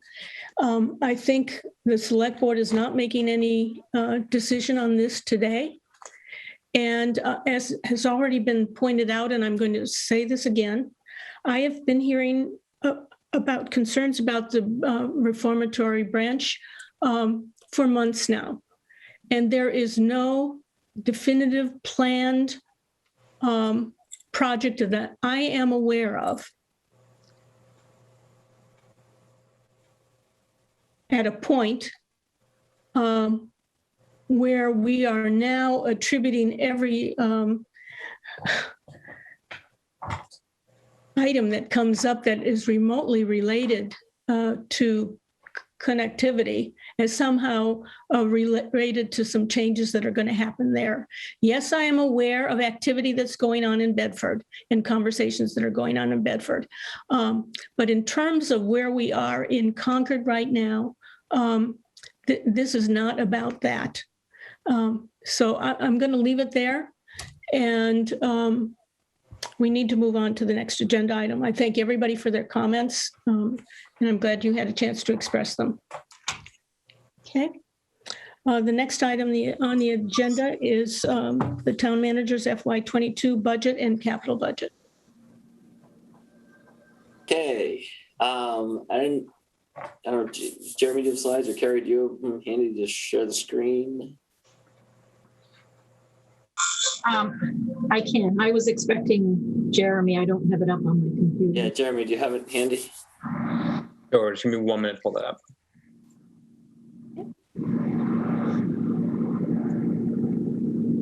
So just while Jeremy's queuing that up, I want to thank the finance department, John Harris, Brandon Roberts, and Kerry for all the many hours that they've spent on preparing this budget, and then further extend a debt of thanks to the department heads, the senior managers who also, and their departments who also spent many hours preparing their budgets for FY22. I think as we've talked about this before, and if you saw at the preview meeting, this was a challenging year to prepare to budget for. In that, like I said, I think that the circumstances that we are in could be very different from the circumstances that we will be in at the end of the fiscal year, at the end of FY22, looking out to June 30th, 2022. But we have to guess what it's going to take to get through all of that now. So,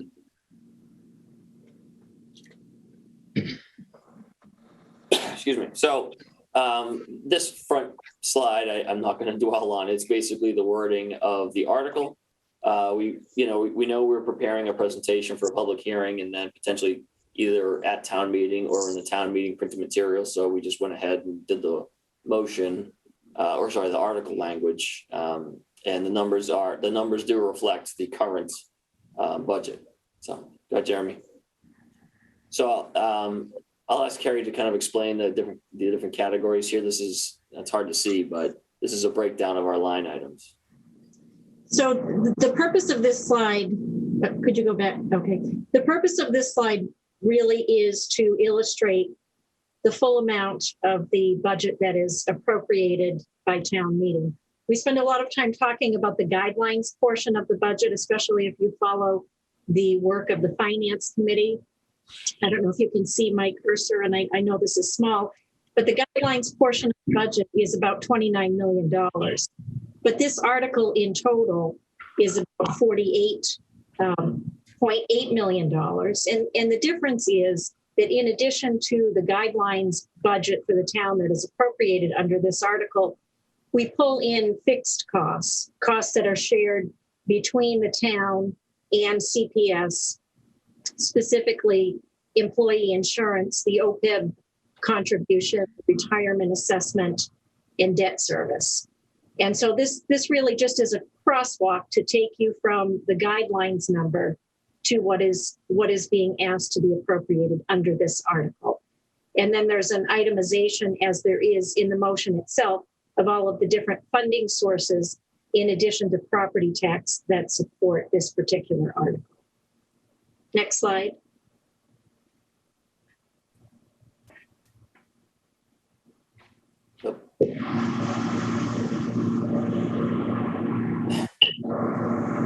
This is the right one. Yes, this is good. So we just wanted to show you the timetable. Like I said, we did present this at the preview meeting. We just wanted to show you where we are today, but this has been coming together for months.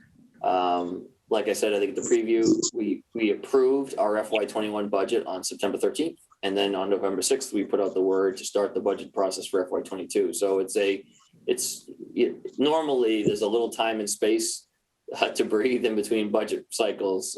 This one has been basically one long one since a year ago, actually since January of 2020, or actually longer than that, December of 19. So here we are today on March 15th, and we're presenting this here. And then the next step would be, it would go into the warrant as a final version to be posted.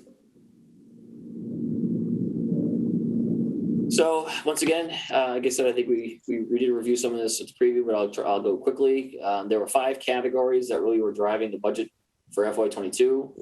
One is kind of COVID-19 specific. There are temporary ones, economic vitality efforts and facilitation of remote meetings being 2 of the most notable. And then there were permanent changes to the organization, like adding of custodial insourcing or contracting of custodial services, and then infrastructure that we need to invest in for remote work so the organization could continue providing service. Category 2 is cybersecurity, some things that, as we talked about kind of in the town manager's report, were things that needed to be done before COVID, but the needs were heightened and additional IT and cybersecurity needs were also made known to us. And so that was something we really wanted to focus on. Category 3 were increases in service levels that were already planned for.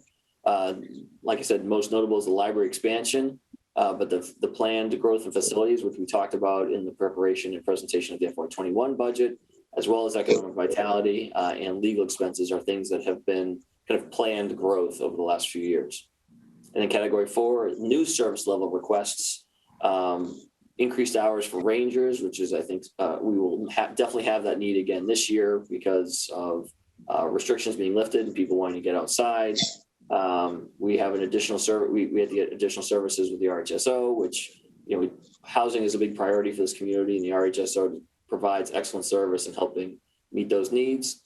And then there were structural changes at Public Works, specifically the Park and Tree Division, about how those work crews are structured. Similar to the change we went through with the fire department in terms of changing the leadership structure. There were changes that are needed at CPW. And then the last category is the kind of non-discretionary contractual and inflationary costs like wages, health insurance, pension, things like that. Could we ask questions as you go along, or would you rather we hold them till the end? I think I prefer we hold them till the end just so we can get through it, Susan. So in total, the requested increases in budget were $1,100,000 or about $1.9 million. We typically show you the increases as we are showing on the right-hand side of this, like by cost center, so by the different departments. But we thought that since we categorized the expenses into the different buckets that Stephen just mentioned, that it would be also helpful to show you how those fell by category as opposed to just department. And that's what we're showing here. So in terms of the increases, and these are the increases that were requested, not necessarily the increases that are being recommended, but they total 6.74% over the current year budget, but only 6.58% over the fiscal 20 budget because of the big cut that was made to the town budget, specifically in fiscal 21. Next slide.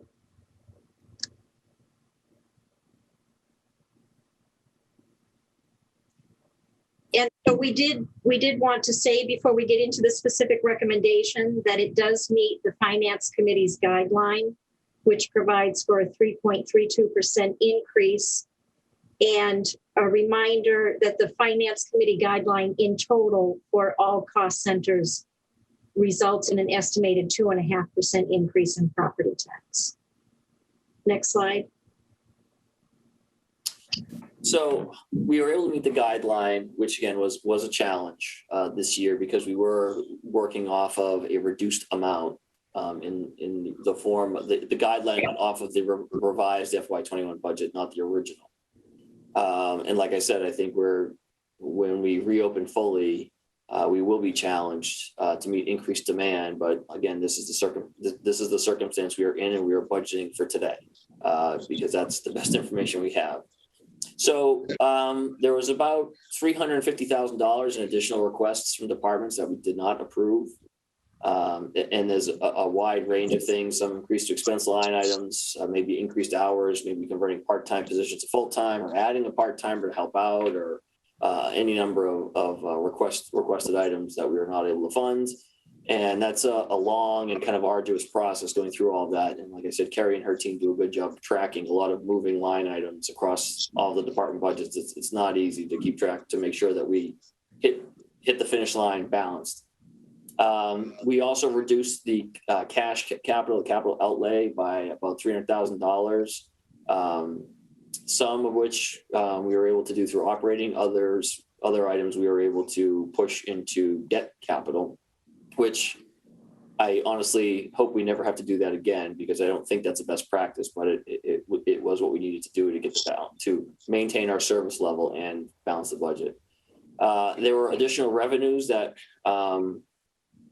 we were able to add in after the initial estimates, about 330,000. So part of that was parking meter receipts, anticipated to be about 245,000, because we do anticipate turning the meters back on, so to speak, and that will generate some revenue. And then other entities, this was basically an accounting change recommended by our auditors to the tune of about 85,000.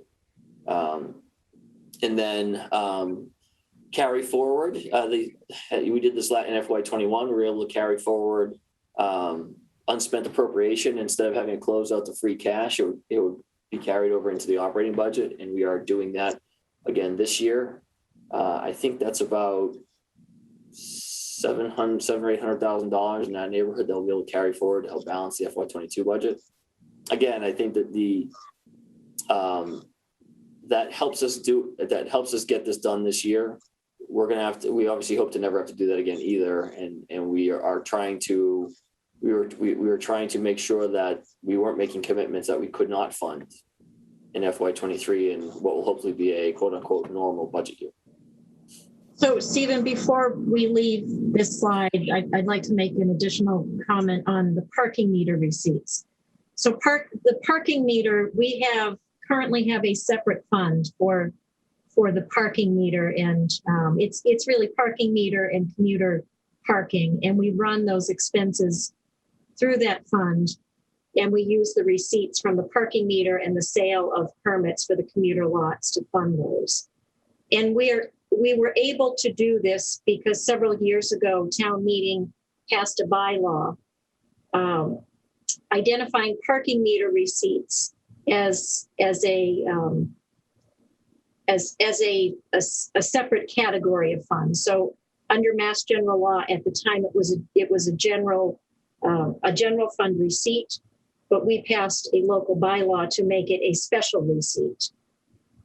Since that time, just recently, state law made a change that superseded our bylaw and again made this a general fund receipt unless there was other action taken locally to restrict it. So initially, we were going to put forward another warrant article to, again, restrict this receipt and have a separate fund. But because the parking meters are not functioning now, and we do expect those receipts to be lower than what they have been in the past, we do expect that the fixed costs associated with the parking meters, and specifically really the maintenance of the meters, which needs to occur whether we're actually using them or not, was going to exceed the revenue. So in order to really fund that program, we're bringing it into the general fund for this year under the assumption that the general fund is going to pick up the deficit. And then hopefully in fiscal 23, we're going to set it up again as a separate fund.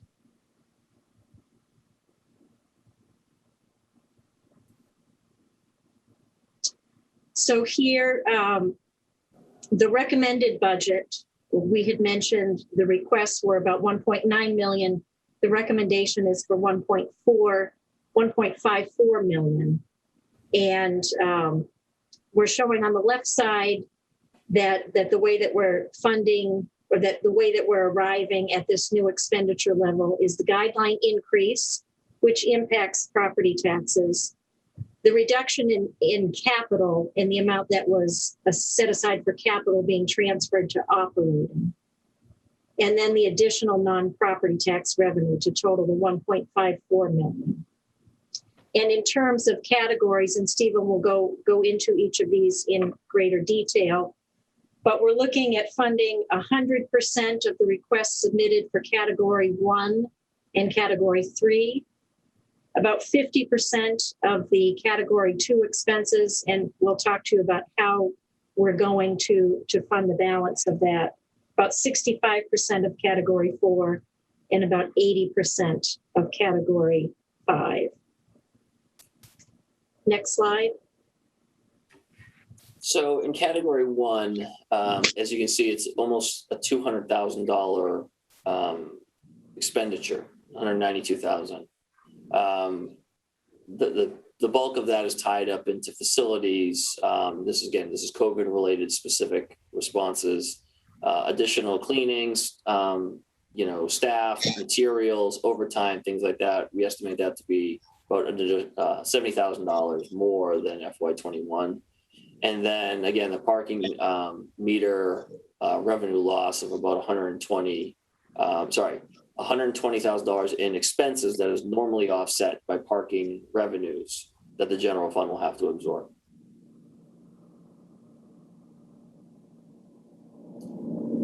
In category two, it's a $77,000 increase for the budget. But as you can see at the bottom bullet, the total cost is about $242,000, and we're able to implement the plan that we, it's really, I say the need. It's really the plan that gets us started on the bigger picture for our cybersecurity and IT needs. But we're able to use some CARES Act funds to offset that because remote work was something that was an eligible expense, and so a lot of our investment in remote work can be offset by CARES. We had some existing encumbrances for technology needs that we are also applying. And since we mentioned CARES here, the president did sign the next round of federal relief. It's not clear yet how we can use that. We're told that it's going to be more flexible than CARES, but we did not want to build the operating budget on those funds, since at the time we were building the budget, we weren't sure, and it really is one-time money. But if we do see something that can be offset with those funds, we will certainly take a long look at that. So category three, these are the planned service increases of about $230,000 over FY21. Again, library is adding, they're adding a lot more space, so adding additional full-time employees to cover those new program areas is something that needs to happen. It's really only it's a partial year for both the staff and the utilities. Right now, I think they're going to be completed near the end of this year. So we've estimated it for about half of the fiscal year. And then, like I said, the conservation crew and rangers is about an additional $62,000. And then new requests, about $168,000 total in addition over FY21. Again, we are increasing our legal services budget. As the board knows, the Estabrook trial has been delayed until June, which means we may have trial-related expenditures early in the new fiscal year. I don't know if the trial gets completed before June 30th, then we may not, but it's with the timeline so close, we want to make sure we increase that fund and also offset additional legal expenses that have materialized this year that are not related directly to Estabrook litigation. And so we also have some additional funding for public works, PFAS testing. PFAS is the next heavily regulated component in water systems. It's something that's really emerging quickly. They're also sometimes referred to as forever chemicals, and it's something that DEP is starting to take a more assertive approach on. And so we know that testing and treating for PFAS is something that's going to happen. And I do anticipate Alan Cathcart and his team will come here at a future at a future meeting to talk in more detail about that. And then we definitely need to increase our hours for our social workers. That I think that was needed before the pandemic, but that need was really exposed during COVID-19. So we wanted to increase those hours and then add some funding for archives management and committee management as well, staff time, and also some resources for materials handling. And then the new requests, economic vitality is one that was talked about in Envision Concord. And so we are, for the first time, creating a distinct division within town government. And so the economic vitality has its own budget category. and its own set of line items, which includes the Economic Vitality and Tourism Manager position, and then which is full-time, and then limited status hours for part-time staff, largely dedicated to seasonal tourism. Some of that is to give tours, and some of that is to staff our visitor center. One of the things that we've received great feedback on during the pandemic is having the restrooms open at the visitor center, which has really been a benefit to many of the local businesses. And so we want to make sure that we are able to operate that visitor center on an ongoing basis and provide that service. And then this is really contractual fixed, mandatory. We again we're funding it at below the request, and really it's looking at union and non-union personnel wages that haven't really been set yet. We have to. There are, I think, 4 collective bargaining agreements that are up for discussion. Actually, maybe 6 that we have to bargain for FY22. And then, of course, wages for non-union personnel. So this is really tied up mostly, this increase is largely tied up in the salary reserve. And again, we expect the adjustments to reflect pandemic levels of spending, which is something that needs to happen here and now. But the impact of the pandemic on our employees is still emerging. And I think when we get to FY23, we're going to have to give some serious thought to really relooking at our classification compensation plan to see how we can do to really take care of the employees who, like everybody, are having negative impacts as a result of our budget situation. So then just a quick rundown of some of the unfilled requests. HR was looking for part-time help, part-time clerk. That's a very, very busy department, and it's unfortunate that we can't give them the help that they really need in FY22. Again, this is something that FY23 we're gonna have to look at.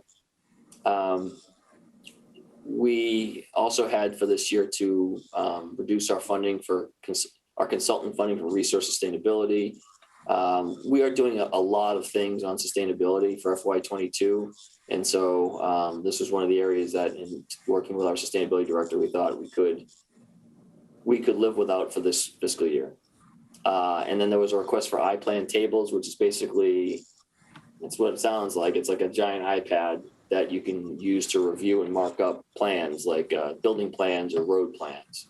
It makes it touchless, so you can mark it up and it just stays in electronic form and goes back to either the designer or to the next reviewer. I do think this Iplan Tables have a future in our organization, just not this year. And then there were some additional budgeted positions that we that are vacant that we are holding on funding for, again, just for FY22. The one I wanted to highlight here with the asterisks is the full-time plumber facilities. We've been talking to the corporation about resuming taking a larger role in the maintenance of the library, which is currently the trustees' responsibility. And I think if you remember the operating agreement, that's something we said we were going to be working on. I thought we'd have something in place by now. Unfortunately, we just haven't been able to have a focused conversation. I think the trustees are really focused on their expansion project, and we're still focused on pandemic response. But if we're able to work out an agreement and the corporation elects to provide funding for the position, we may add it during the year, but it's not currently budgeted for. And I think that's it. Jeremy, is there another slide? That's it for operating budget. Okay, so we'll stop screen share. Any questions? Well, I was going to ask that we go back to slide 1 and let people ask their questions.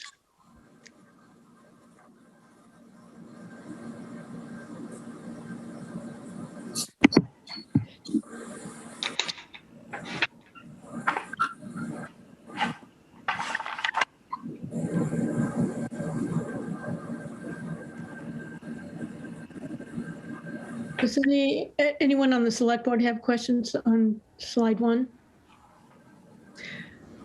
So, Carrie, can I, just ask some right here about the fifth line down. There's a reference to the 867,564 from 10 ATM 2020. Was that 2020 or 2021? Well, that is 2021. We'll have to make that correction. Thank you. Okay. And then do I understand that you're bringing forward well, I'm not sure whether you're bringing forward unused balances from 21 into 22. Is that what you're doing here for these various funds? Yes, that's correct. Okay. Well, for the $867,000 amount, that is the proposed carry forward or recapture of unspent fiscal 21. Right. All of the other amounts, those are new revenues. New revenues. Okay. They're like normal transfers in a given year. Correct. Right. Yeah. Okay, good. Thank you. Any other questions on slide 1? Well, question about that 867,000. So this is a special thing that we can do because of the pandemic. Is that right? Or that we usually have to wait till it gets recertified the year after?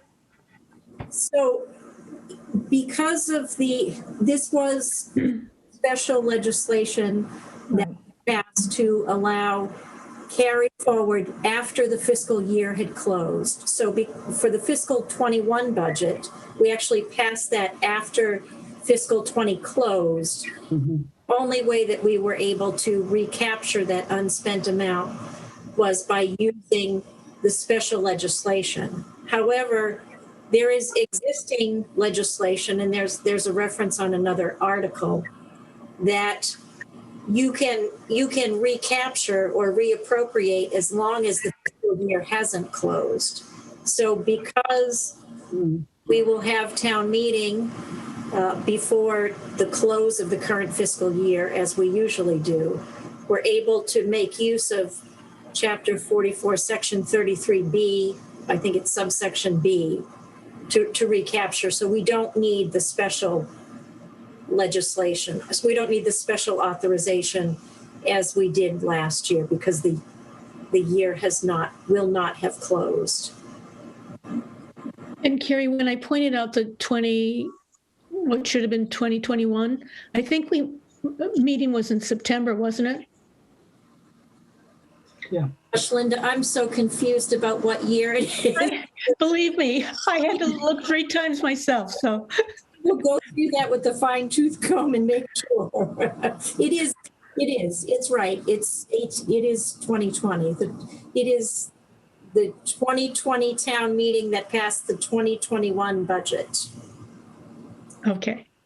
Okay. So, yeah, and I was thinking September instead of October, so, yep. Okay. Thank you.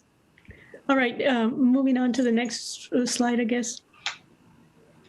So on this slide, it also refers to that, but it says it's on halfway down on the right-hand side, but this one says 2021. So I think it's the same article, though. Yeah. It's the budget. Is that right? It's the budget article? It is. Great. Okay, slide number 3.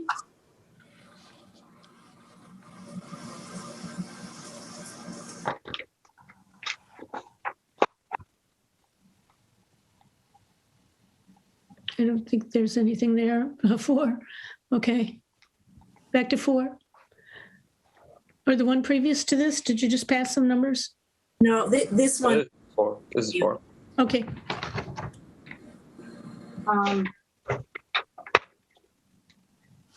I have a question about the COVID expenses. Is any of that recoverable through federal funds? And you had mentioned that we don't know what the provisions are of the new bill, but Yeah, so we did recover a lot of costs through CARES on a lot of COVID expenses that we had to implement. And this is over the past, really, it was really from March or from maybe whenever the CARES Act passed early in the pandemic through the end of calendar 2020, maybe a little bit into January when they extended the deadline. Yeah. But we've, by and large, expended that on a lot of these same costs. So this was really in the next year and absence. And again, we didn't budget for a funding source. So it is possible we'll be able to offset some of these costs, but it's important to remember that, some of the temporary things will be easy. The permanent ones are the ones that we want to fund with levy because they are going to be ongoing, and we don't fund ongoing costs with one-time money. Thank you.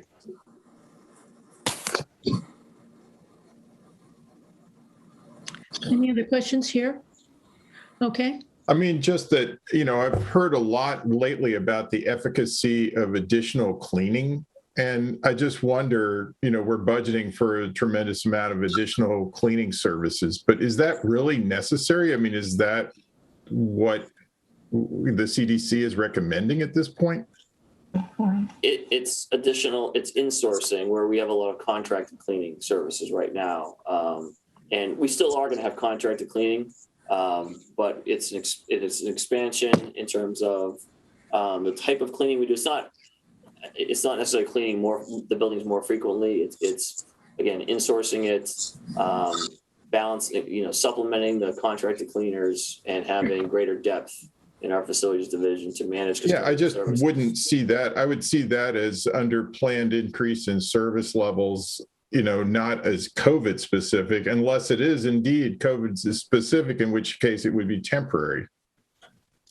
I think the cleaning protocols that we have adopted as a result of COVID-19 will probably stay in place for, and I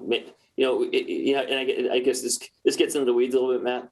But it's not like we're taping off rooms and fogging, and we do use the aeroclaves with disinfect spaces. I would imagine that we would continue doing that at some level. Okay, I just don't know.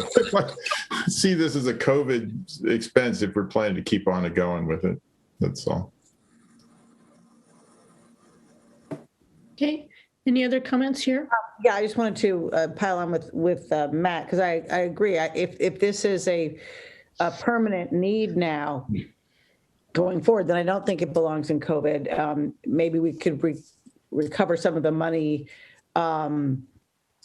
for the initial needs specific to COVID requirements, but if it's a permanent, and I guess I'm sort of curious as to if these are just custodial services, are these custodial services just to town municipal facilities and not schools, I assume, or is this also include? Right. And it's interesting given the fact that we haven't been, for the most part, everybody's been remote, or there's been a very large portion of the work that has been remote with obviously taking DPW aside, the jobs that are always first and foremost, and you can't conduct from your home. But this is a big permanent cost for something that I'm just surprised we needed as much. And I guess I would tag this all the way through to it's the odd new janitor. I'm sorry, odd new plumber. I'm worried about our toilets and our sinks, or our infrastructure. If we need a full-time new plumber, or is that, and if that plumber is just associated with the library, then I'm missing something. Again, I think we're getting kind of into the weeds here on the details of the operations, but I think I agree, Matt, under the premise of permanent, attributing it to COVID-19 versus planned expansion, planned services.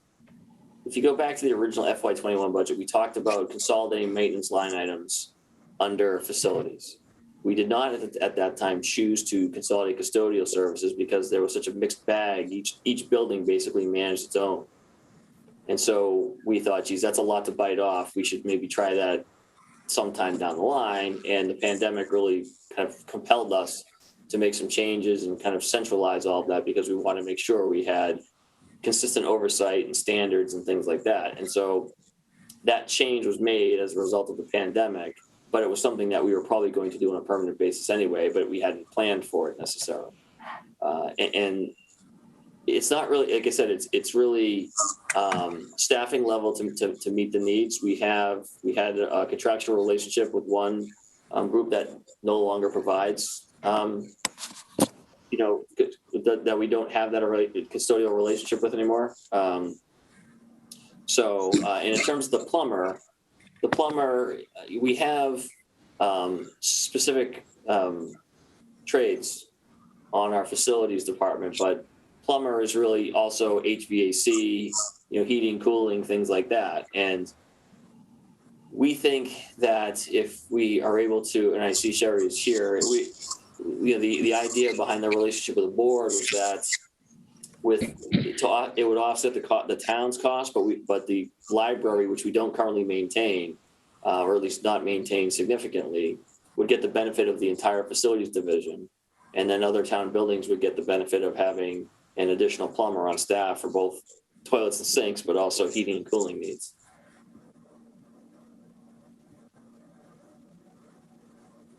That kind of leads me to, have you negotiated a contract with the corporation to provide custodial services? And if so, is that revenue woven in here in any fashion? The town already does provide custodial services to the library. We have actually on-site custodians. And then we also we supplement that with some contracted cleaning, because that already is a town responsibility. In terms of an agreement for maintenance, which is, okay, custodians is cleaning things, maintenance is fixing things. I hope that distinction makes sense. And so in terms of the agreement for maintenance, it's something we've talked about for, I think, more than a year. It's just, there's some analysis that's not uncomplicated that we have to go through. And unfortunately, we just haven't been able to get through that all the way, but we still have that intent of having that discussion. And so it's not in the budget this year because we're not ready. But it is something that, because we have talked about it quite a bit here, both in this space and, with the library corporation, if something materializes, at midpoint or during the fiscal year, we would maybe want to add that position. Thank you. But we don't believe it would have even if we added it during the year, we don't believe it would have a budgetary impact. Okay. The next slide, yeah.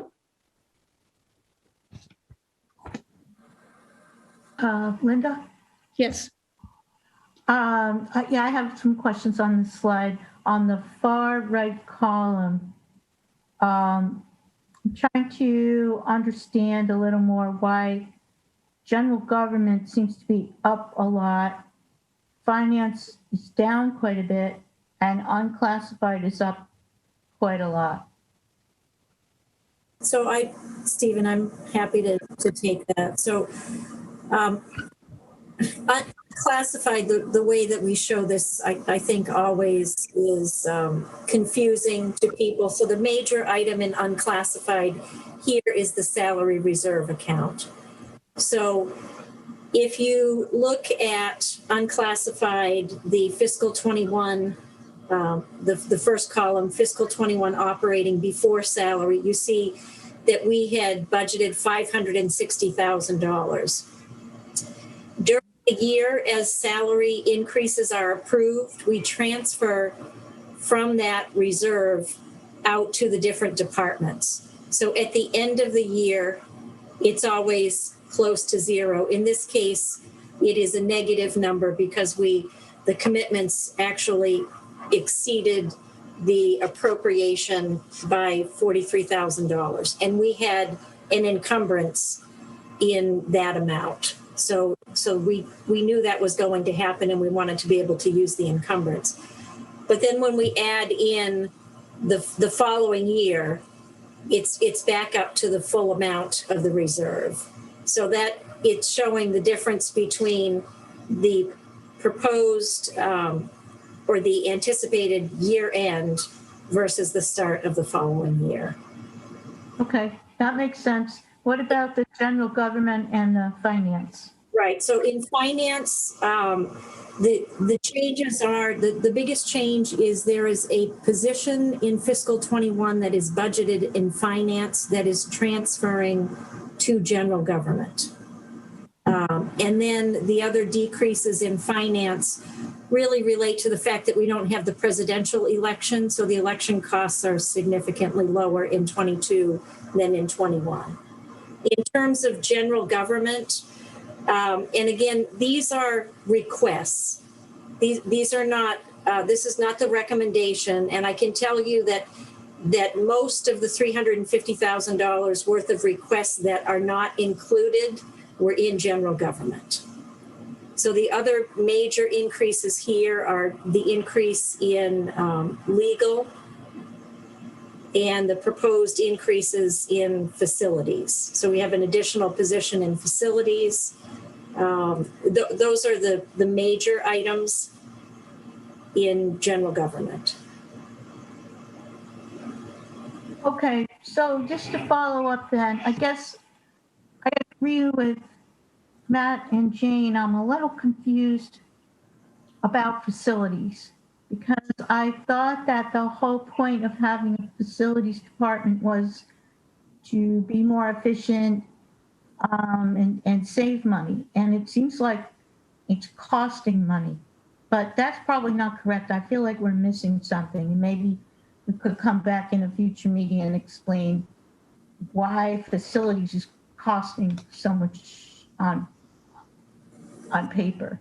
Well, I think Kate is here. She was here for most of that, but I'm guessing what you're not seeing is a lot of contracted services that need to be done.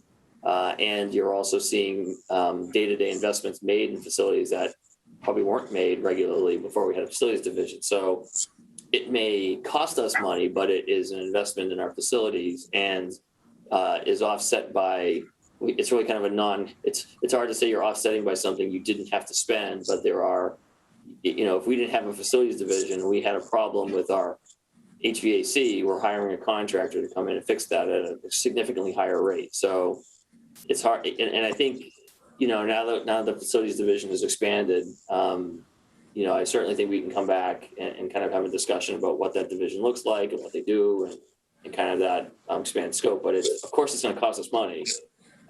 It was either money that didn't get spent but should have been, or was spent through private contractors. Right, I think that would be really helpful because if we were spending it before on private contracts and now we're spending it on employees, it should be the same dollar amount. It would be good. Well, Terry, I think the point the first point I made was my understanding is that there was not a lot of investment in preventative maintenance in our buildings that was done. And so that's where a lot of the money is being spent is investments in our assets. And would you anticipate that the contract services are going to continue to decrease as the facilities department ramps up? That's the goal, yeah. Okay. I mean, there may be situations that come up that require contracted services, but by and large, we're able to do a lot of the visitor center renovation on the second floor was done, I think, almost entirely in-house. Mm-hmm. Thank you. Okay. I think we can move on to the next one. Yeah.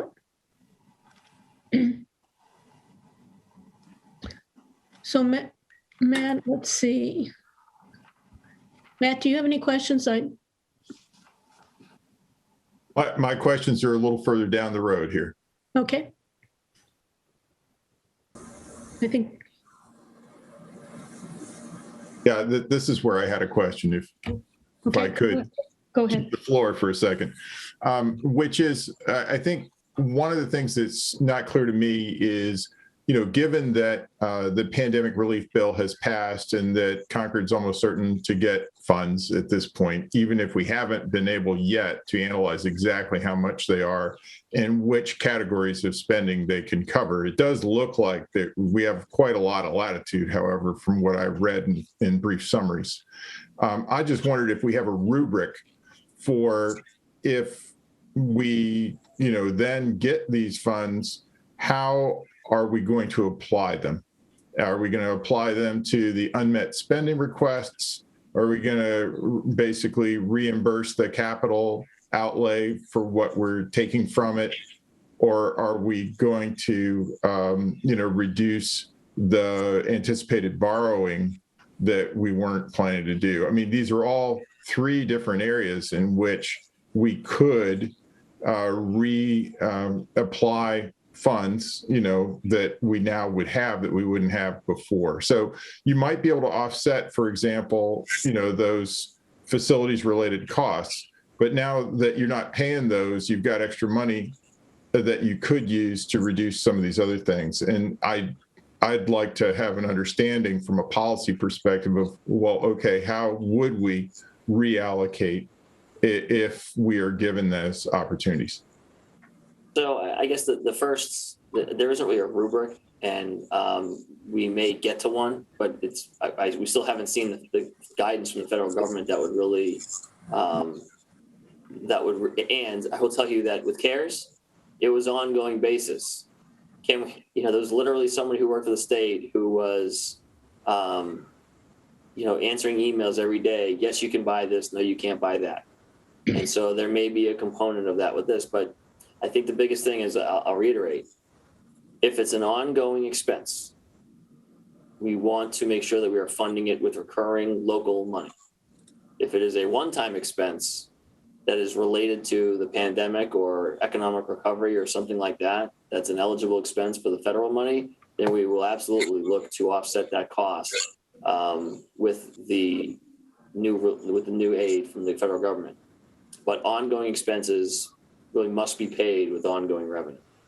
Because what happens is next year, so hypothetically speaking, economic vitality and tourism coordinator is qualified for reimbursement as a part of business recovery. Well, that's an ongoing position. And so what happens is in the next fiscal year, when you no longer have that money, you're still going to have to fund that position. And we still have Prop 2.5, which means we won't be able to increase tax. And we also have a finance committee that has a guideline. And so you want to avoid a giant tax increase because the money for these operating expenses has now ended.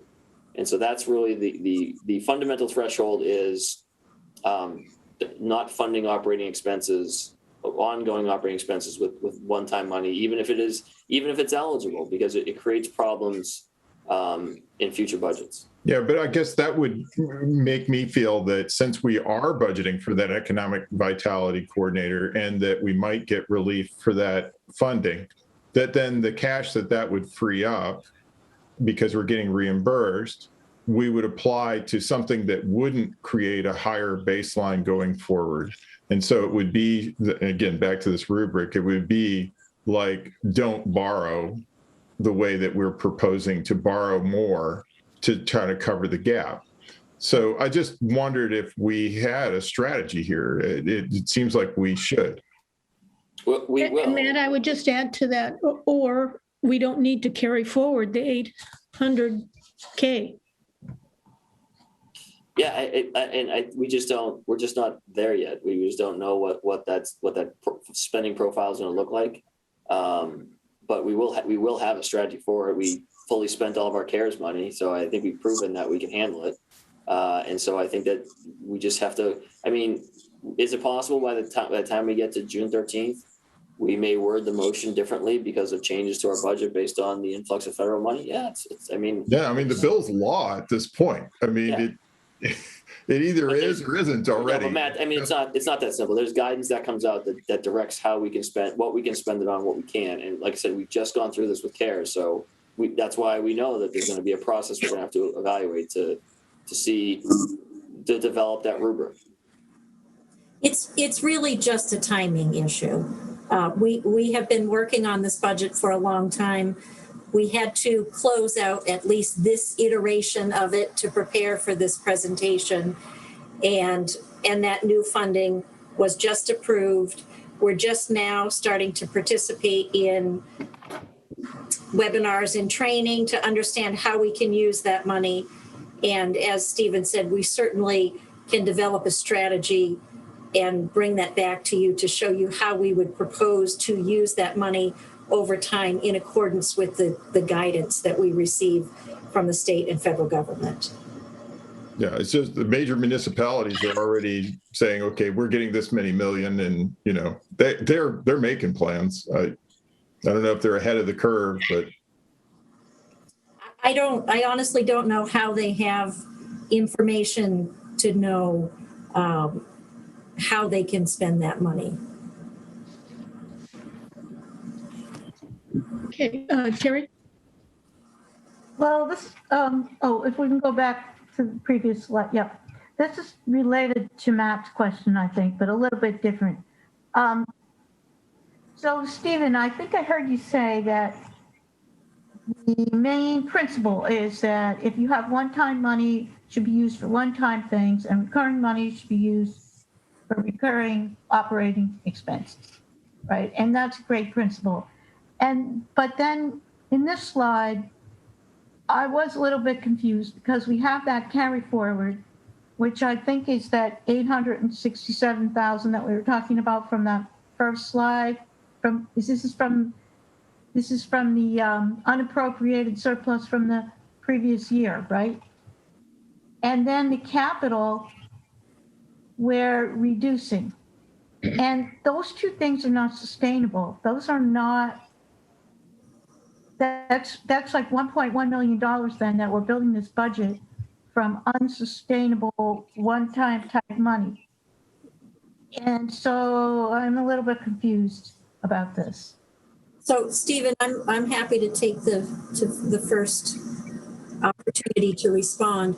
So in terms of capital, I'm sure you know that we have a policy target of spending 2 to 3% on capital, on cash capital, and it's 2 to 3% of the property tax levy is how the policy is written.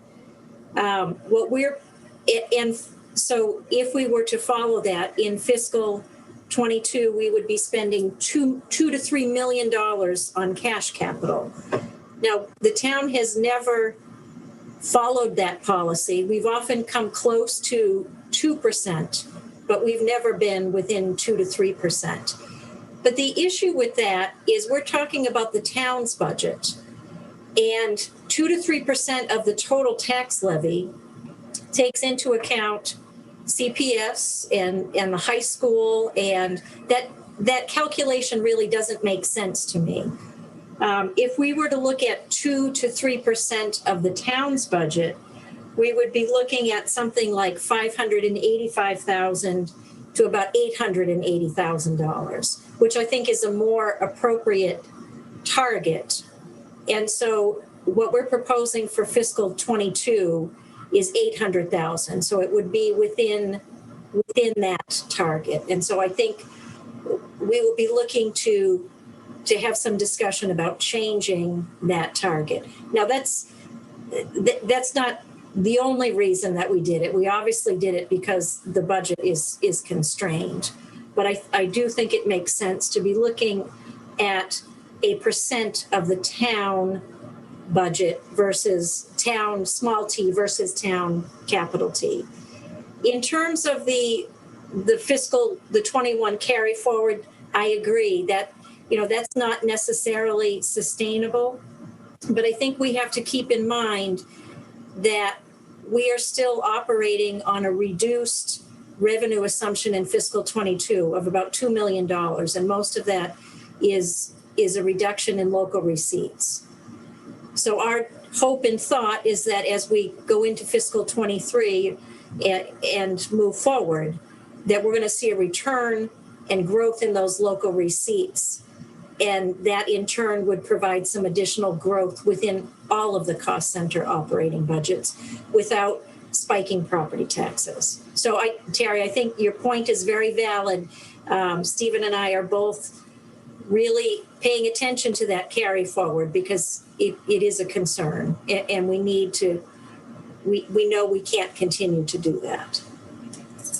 And I think the other part of this is there's a guideline that we are meeting, but the goal is to meet the guideline. And if the guideline was higher, maybe we could levy higher and wouldn't have to rely on that carry forward to balance the budget. Okay. You want to move on to the capital budget? Are we good on operating? Any other questions here? I guess I'm Susan, sorry. Question on the next slide, recommendations, yeah. Category 5 on the right side, the request was 875 and you're recommending 700, but it says contractual, fixed, or mandatory, and how can you do that if it's contractual, fixed, or mandatory?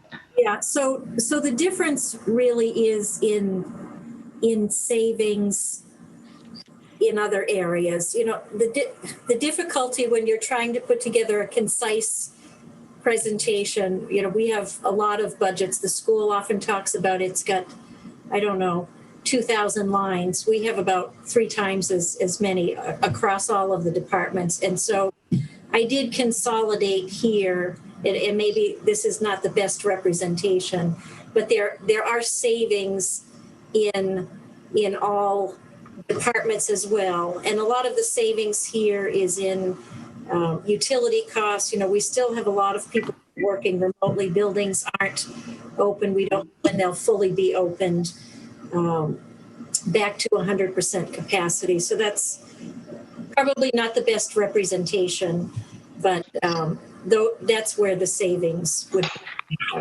or the not incurring those costs. Thank you. Okay. Any other questions on this one? Okay, I think we're ready. I had a question on slide 14, or maybe just a comment. The 2 line items under the salary reserve add up to 750, not 700. Good catch. I'll make that correction. Who's going to take the hit? the union, yes. Sure. Yeah, I mean, it's, have you ever looked at something so many times that you just can't even hardly see it anymore? No, these are all good questions. Thank you for that. So on one of the, any other questions? If not, I have an additional one.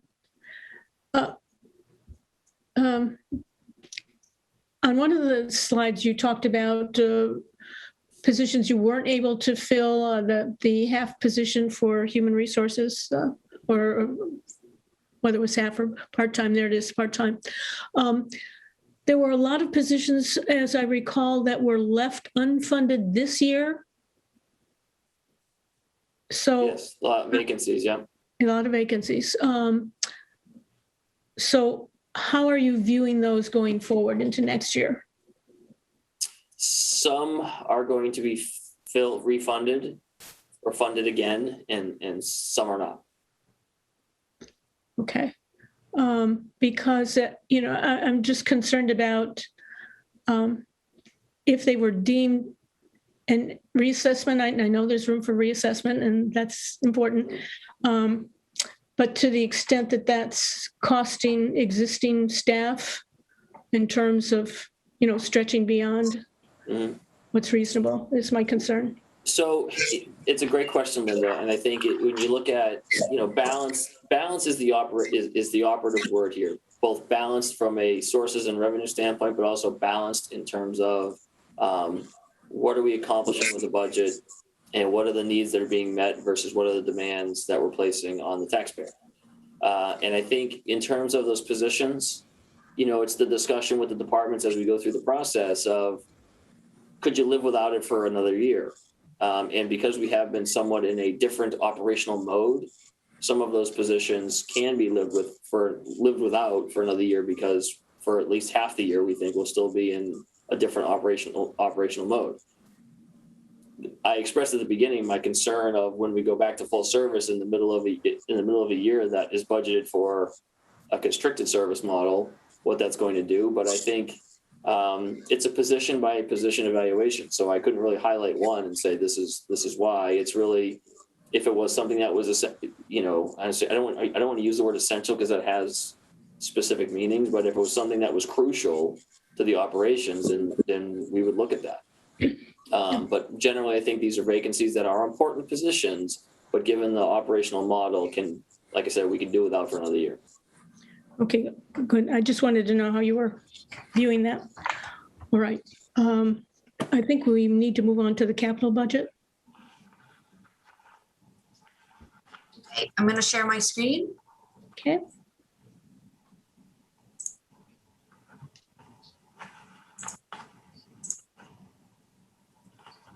Can everyone see that? Yes. Okay. Good afternoon, good evening.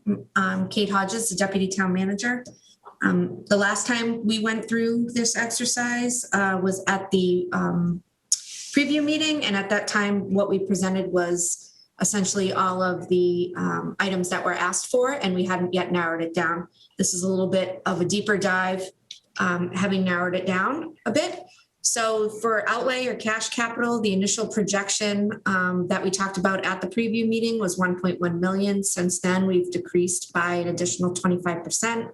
So we're projecting $800,000 in cash capital.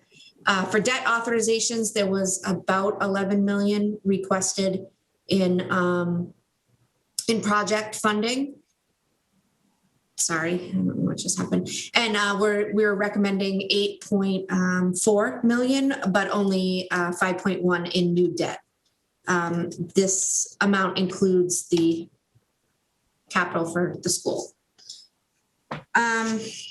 Starting with the capital outlay, you'll see that the light blue columns on the left-hand side are for reference, and these are the projects or acquisitions that were funded this year. And so the column all the way on the right-hand side in the red shows the appropriations for next year. And in this scenario, 450,000 is allocated under general government to be used for IT upgrades, including the systematic replacement of the town's machines.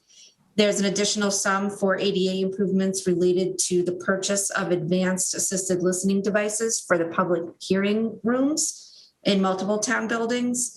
And there's 100,000 to be used towards the purchase of new electrical vehicles and machineries. And one of the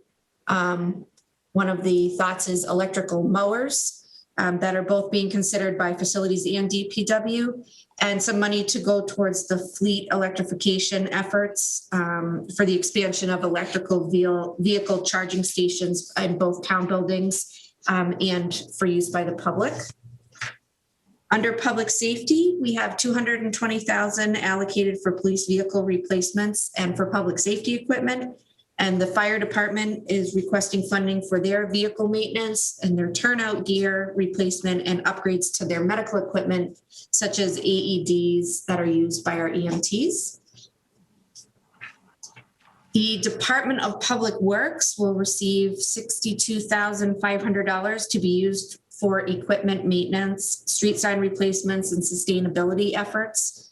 $35,000 will be dedicated to CPW's public shade tree program, which includes new installations and the systematic pruning and maintenance of existing town trees. And so in years past, the larger capital program expenses, which can be seen here at the bottom, were funded in part both through the outlay program and the debt. And Stephen and Carrie talked about this when they talked about the general fund requests.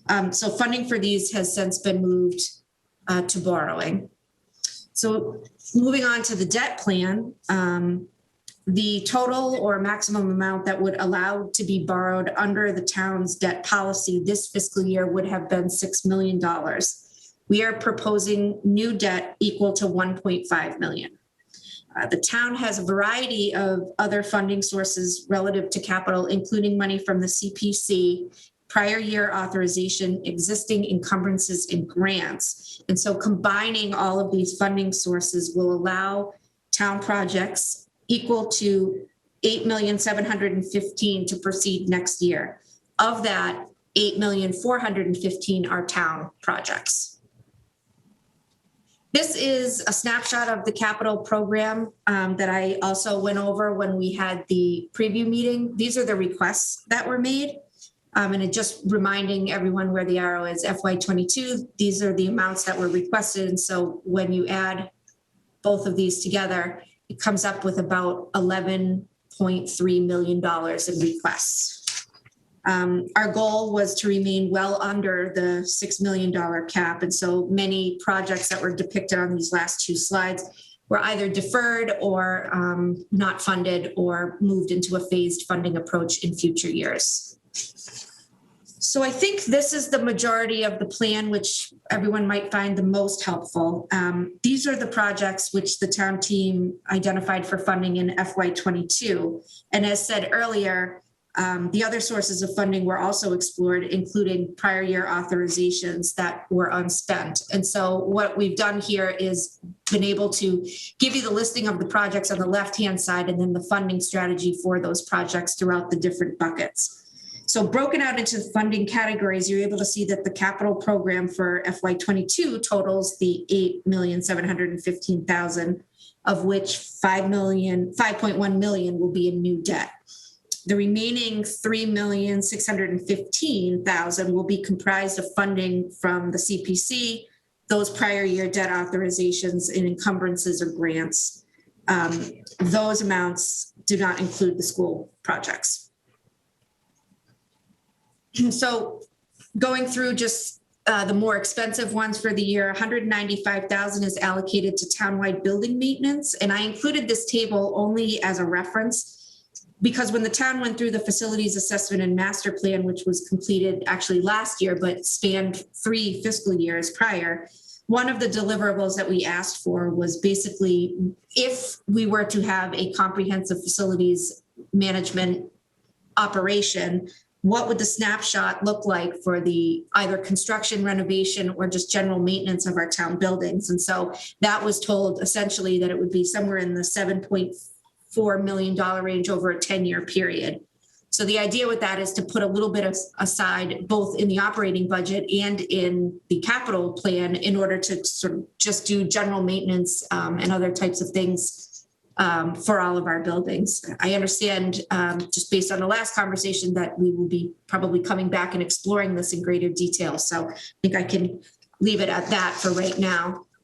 Another project that is going to receive funding is Kai's Road that will receive and needs to receive an upgrade to their outdated and inefficient HVAC system.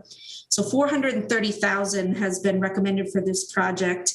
$440,000. $330,000 is from a 2014 town meeting article that was already pre-approved, and $100,000 in funding from the Green Communities grant. Next project here are photos of the ADA ramp and second means of egress from Harvey Wheeler on the ground floor. As you can see, there are multiple areas of deficiency here, leaving the town in the difficult position of having it being both non-compliant with ADA and with building code. $550,000 has been allocated for this repair. $250,000 is from prior year debt authorizations and another $200,000 from other encumbrances. Next, we have a feasibility study and design work related to the Emerson Pool. The pool has been slowly deteriorating over the past several years, and last year it was determined that numerous leaks exist under the structure, actually threatening the structural integrity of the gunite pool. It also isn't sustainable to be losing thousands of gallons of water, over the course of several days during the year. It's anticipated that once the analysis is complete and the cost for replacement is realized, we would discuss with the community whether that is a viable project that people want to pursue. If so, it would obviously require another town meeting authorization or several, depending on phasing of the project. This study of this and plan can be funded through prior year debt authorizations, including $32,000 from a town meeting article in 2012, $52,000 from an article in 2014, and about 125,500 from 2019's town meeting.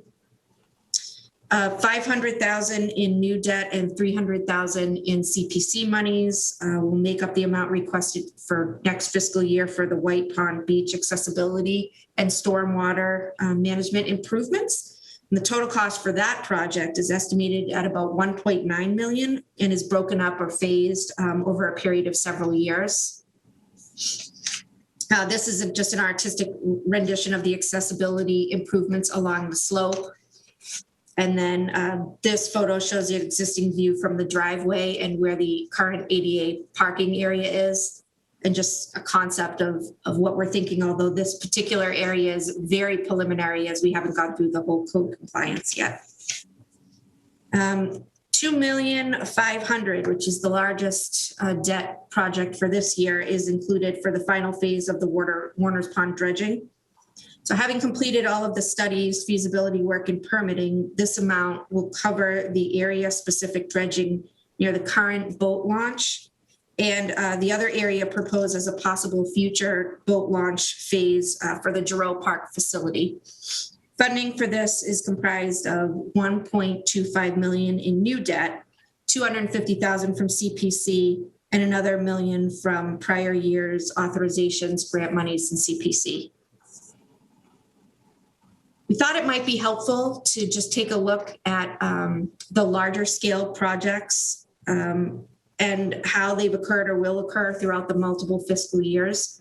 The White Pond project, as an example, which is here at the bottom, began in fiscal year 20 and is slated to have the bulk of the work done next year in 22 with some additional features such as perhaps a swim dock or a raft and replacement of the existing raft happening in FY 25 or 26. So we thought it might be helpful to put the aggregate amount that's either been in prior years or as early as FY 19 for the majority of the projects.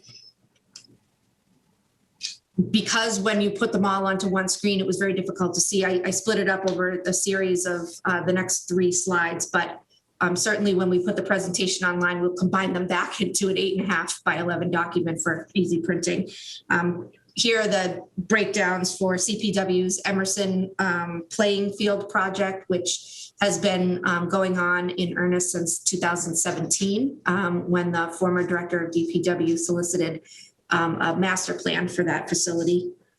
Giroux Park is there too, although not looking for funding this year from debt, but certainly from CPC. And the last 2 projects are the Warner's Pond dredging, which we already talked about, and the bridge over the Assabet River, which was a new initiative talked about at this current year's town meeting back in September, having gotten money from CPC and now looking to get money from CPC again, and then hopefully from debt in fiscal year 23. And so I hope this information was helpful. I'm happy to answer any questions, go back to any slides. And I know that there are, a couple of department heads that are here. So anything that is project specific, I'm sure they could answer as well. Okay, thank you. That was very efficient delivery of information. I want to go back to slide 10. Sure. And A9, the Beatty repair. I thought, because the Beatty Center is its own enterprise fund, I thought that was taken care of internally in that enterprise fund and not as a part of the general fund budget. But correct me if I'm wrong. You are not wrong. And hold on, I just want to make slide 10 here.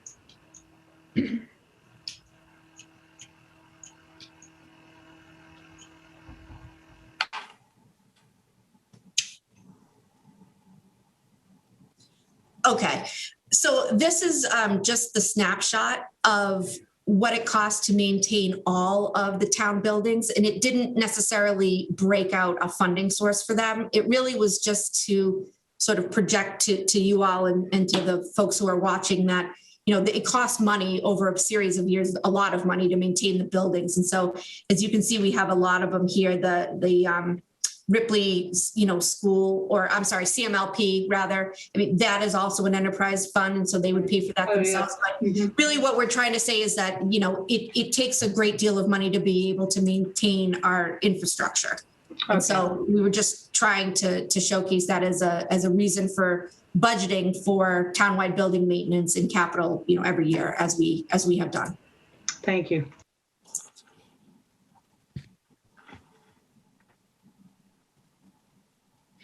So Kate, I do have a question about the Emerson pool. So previously when I was liaison to rec, they were talking about putting a splash pad or whatever they call it, I guess, in place of the pool. No. Not in place of the pool. Actually, the splash pad is currently there. It's concrete and it's on the other side of the so they were going to remodel, pool fence, right? Yeah. And that actually is part of CPW's project that they're doing. They actually bid the project out, and the bids came in quite favorably, and so they were able to put in part of that because it's a very old, outdated system, and what was happening is it wasn't recycling the water. And so that's very different. I suspect that in today's dollars, we're looking at $1.4 to $1.6 million to replace that pool. And so I think it will be a community discussion, both with the select board and finance committee, to determine whether the community thinks that that's something that they want to see happen, or whether that particular area can be reused as something else.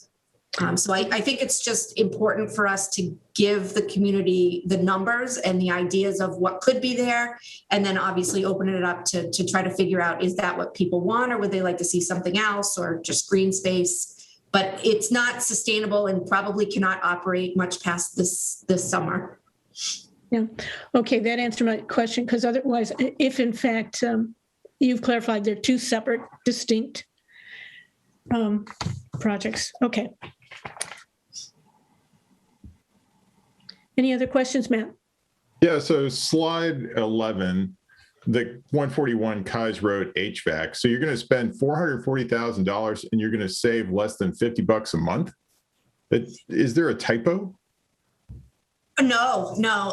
That is because we're actually switching over to electric heat pumps. And so the major impetus for that was the savings in the reduction that we're using in fossil fuels. And so while it doesn't fulfill a monetary, it does, but not a great monetary one, it is close to 2% of the town's municipal overall energy use. And so I've always read that the life cycle cost should be lower for these, electrification systems.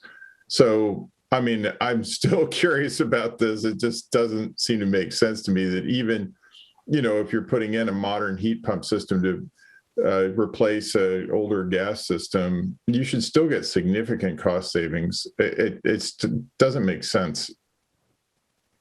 So I'm not an engineer. There was a study done, and I can make sure that Ryan or our facilities director and Kate Hanley bring you over or get you over the numbers. They can send it to Stephen to get. They looked at a bunch of mechanical systems townwide, so you'll see a lot of data in there. And this was one that we thought had one of the biggest bangs for our buck, this and the Ripley School Administration Building, which I believe the school will be presenting during their budget. Well, it'd be good to just see the projected life cycle costs. I mean, I think the important thing to remember is it needs to be replaced anyway. And so even if you save zero, it's still the right way to do the replacement. Part of the situation, I'm sorry, I'm just looking at the other notes, is that it also, we haven't run it in a couple of years. And so we had a bunch of in-window air conditioning units. And then that was for this past summer. And the summer prior to that, DPLM had been moved out for a time because the facilities department was rebuilding. So it's possible that the numbers are lower because they were looking at historical usage over the past 5 years, and the past 2 years have been very, very low. Okay, and then while I have the floor, I just wanted to ask a bigger picture question, which is, I mean, when you look at the 5-year requests and then the current recommendation, it seems pretty evident, especially for the major assets, that, you know, this year we're basically kicking the can down the road a little bit because budgets are tight. And we're fortunate, I think, in that we did have some past appropriations and other things we can draw on to keep the momentum going in this year.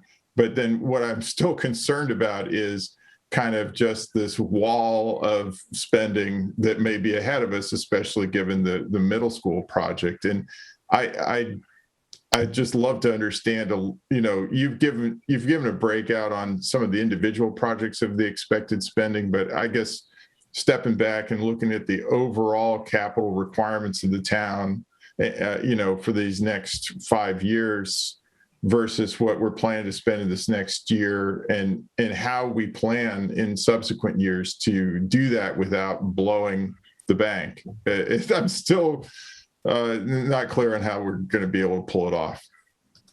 Well, I guess I would comment that requests are always going to exceed expenditures, always. And I think it's balancing needs and balancing priorities that is the year-to-year art form or the dance that we do. And again, I think this year was tough. I started off by saying that it was a tough year for budgets, a tough year for capital. You know, the guideline that we committed to meet, and the finance committee did give on the guideline. They did increase the guideline amount after the preliminary guideline, because they understood the pressure that we were under to balance the budget and you know, restrict some of our expenditures, especially on capital. But I do think that is a question. I mean, we're not going to get it all back in 1 year. I think that our plan is to, looking ahead, you know, make sure that we are building back slowly, or not slowly, but being a little more aggressive on requests next year in FY23 and FY24 to kind of to regain some of this ground. And I get that it's, in some ways you feel like you can never regain the ground, but you know, this is just an example that pops out. We're weathering a once in a lifetime thing here. It's not like even though in the arc of Concord's history, this is a small moment. It's been a significantly impactful moment for everybody on this screen in many different ways, but we have chosen a conservative approach because we feel like that's the right way to do it. But we are always looking ahead. And so we know that there's going to be, and like I said, I led off with in future years, we're going to have a conversation about some of the deferred needs that we are not addressing. And that's a conversation with the board, it's a conversation with the finance committee, and it's a conversation with town meeting. Well, and perhaps the public, if we eventually have to do an override. I just like, you know, I just look at the vehicle and heavy equipment budget. You know, we have a regular run rate of around 400K a year, and, you know, zero. It just means that, okay, next year it's going to be for 4 years at 500K, you know, and that's just an example. Yeah, I wish we could do better, but this is where we are. Any other, Susan? Yeah, I just want to follow up, and maybe I didn't hear this clearly on Matt's question about the HVAC at 141 Kaiser Road. Is there a heat pump system going in, or is it just a regular electrical HVAC unit? No, it's a fully electrical system. And it's replacing an inefficient one, but there were also window air conditioners. Is that what you said? There were some in there, yes. It's replacing a natural gas fed unit, I thought. Okay, thanks. I'm just pulling up the data right now from, so it's running a little slow. Jane, I see your hand. I mean, while we're talking about the new HVAC system in Kaiser, I guess this just makes me think about, and I'm sure this is where Terry's going to go, which is the capital planning task force, and thinking about, for instance, the Kaiser Roads remodel. And I assume that any of these investments, now maybe it's one part of the campus that wouldn't be affected by any of the planning or the thoughts, but I assume that this new electrical HVAC system would be important and usable in any remodel, in anything that was done to improve the Keyes Road campus. And I mean, it'd be as if we were deciding to put, I assume, mount geothermal heat pumps in all of our, in our system. It would be it'd be a replacement of one approach with a wholly different approach that would have to pay back over time and would fill multiple of the town's goals. I guess, so I'm making some assumptions there. So that's where I'm putting that out as a sort of, correct me if I'm way off. And then I guess the other question I had, and I know, Kate, you presented it as the town should think about all of its options when looking at the pool. I will certainly say as a parent of kids who were around that pool and never really could act. I mean, I think Concord outgrew the uses of that pool probably a long time ago, but for a small population. And I'm sure it's been very important to that population. But I'm just wondering whether the first question should be, does the town want to maintain the pool before we do a feasibility study or anything else? I mean, the answer may be it's, 6 and 1/2 dozen. I don't know. But just on that particular project, what we need someone to come in is there's has to be something that we have to do either to remove it all and remediate the area, or so we'll likely be coming back with option A is, and in no particular order. A doesn't mean the one that we should do, but A could be remove everything. This is the cost to demolish it, recycle it as best we can, remediate the area, backfill, and it can just be open grass space, or, some other use. Or if we wanted to do a, fully functioning, probably zero depth entry because you can just walk in, that's what this would be. And then I think it's just, we'll be back here in this type of forum and probably public forums like we've done for other park properties where we say, what do people think is the highest and best use of the space? And as far as, I just wanted to, I found the information on the Keyes Road. So we're replacing a 7.5 ton hydronic DX split system with 5 ton multi-split air source heat pumps. So 5 separate pumps on both floors with an energy recovery ventilation system. And you're going to have to get someone that isn't me to explain to you what that is, but that's the technical. Thank you. Terry. Okay. Yeah, thanks for that, Jane. I wasn't going there. I actually have some comments or questions about some of the slides. Is it possible to put them back up? If not, sure. Try to. Okay, so the first one is on page 3. Okay.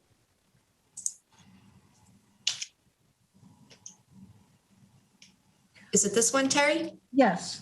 Okay. So, the technology, I'm curious, we're recommending 300,000, but we might need 2 million over a 5-year period. I'm wondering, is that cybersecurity or what that is? And also on the building improvements, we're recommending 0. So I'm curious about those 2 items. Sure. Stephen, did you want to talk about the IT fund?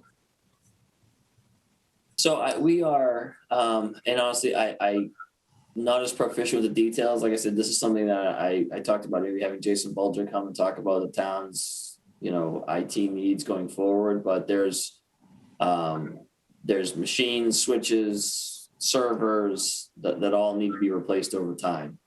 But I don't necessarily have the details on the on the FY22 request. Stephen, I would just add that this is everything from laptops, desktops, the server, the network. It's everything from the end user to the system, and the request is typically about $400,000 per year. I expect that we will refine that over time as the IT director puts together his plan. But it really is for everything across all general fund departments. And the request is, and this is just documentation from prior to Jason's arrival, so he may have a different approach, but it was the replacement of anywhere from 30 to 45 desktop computers, or in this case, laptops, per year townwide. And I think it's to keep things, current, and that includes sort of the antivirus software and things of that nature. As far as facilities, I think 0 is a problem, but it is one that we have a number of encumbrances that are still left from prior years. And so we will be able to offset the loss of that 160,000 for this year only, but much to Mr. Johnson's point, we certainly are kicking the can down the road, and we'll have to revisit it. But I believe, and the facilities director believes, that he will be able to maintain the buildings with the number of encumbrances. But of course, those aren't reoccurring. So once we spend them, we need to come back to the town. And I think it's just to be clear that that's a kind of townwide appropriation for needs that are sometimes foreseen, sometimes not. But that doesn't mean we're spending $0 on our facilities in FY22. It's the same thing with sustainability. We're spending a lot of money on sustainability, just not from that line item. And so I think I want to make sure we're conveying the right message here. A lot of money is being spent. It's just this particular line is not being funded this year, which is unique to that line. There is 200,000 in the debt for building maintenance. So we do have a funding mechanism. Okay, well, debt isn't, as we've been saying, debt's not a real sustainable way of doing maintenance, but okay, I see where you're going. So my next question is on page 5. And on this one, I'm wondering about the traffic control devices. Maybe we have something left in encumbrances, and the turf improvement, park rehab, and on the bottom 5 lines, the capital assets. Kate, I heard you were saying something about it, but the sound cut out. So I kind of missed why those are 0. Oh, okay. So with those, they were moved into the debt plan. So historically, they had been funded either wholly over here or in part over here with some monies over in the debt plan. And they've been moved to the debt plan. And they're on a different slide there. And the traffic control devices, my understanding is that was for those speed trap signage and other things of that nature. And the police department does have some encumbrances, but we also own a couple of those. And so we just wouldn't be able to deploy more at this time.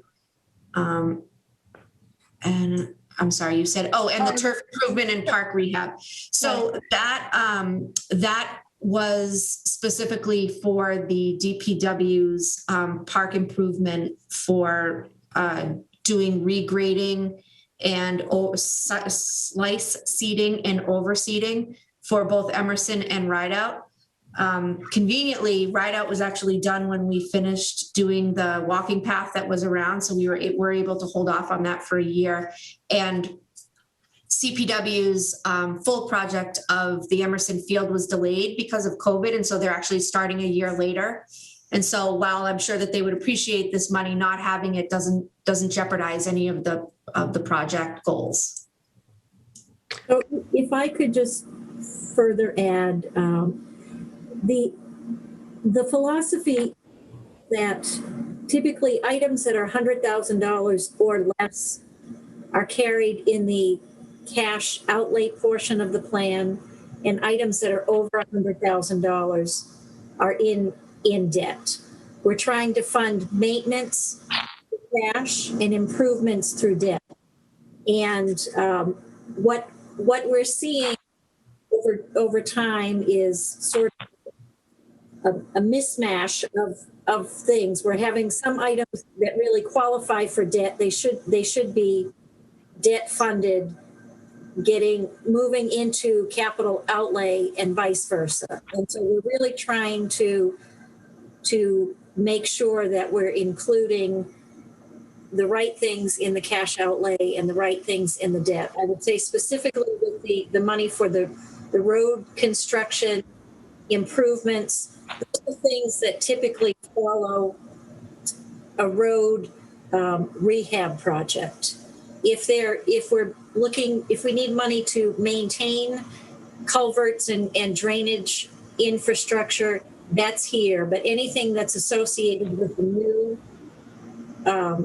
road rehabilitation project really should be part of debt. And I just wanted to also comment, as Matt had mentioned, the DPW heavy equipment, we had typically carried that in cash, but as the cost of those items are approaching what we used to pay for fire engines, we really need to rethink how we're funding that. So I apologize. This is a hot button item for me this year. So I felt like I wanted to provide some clarification.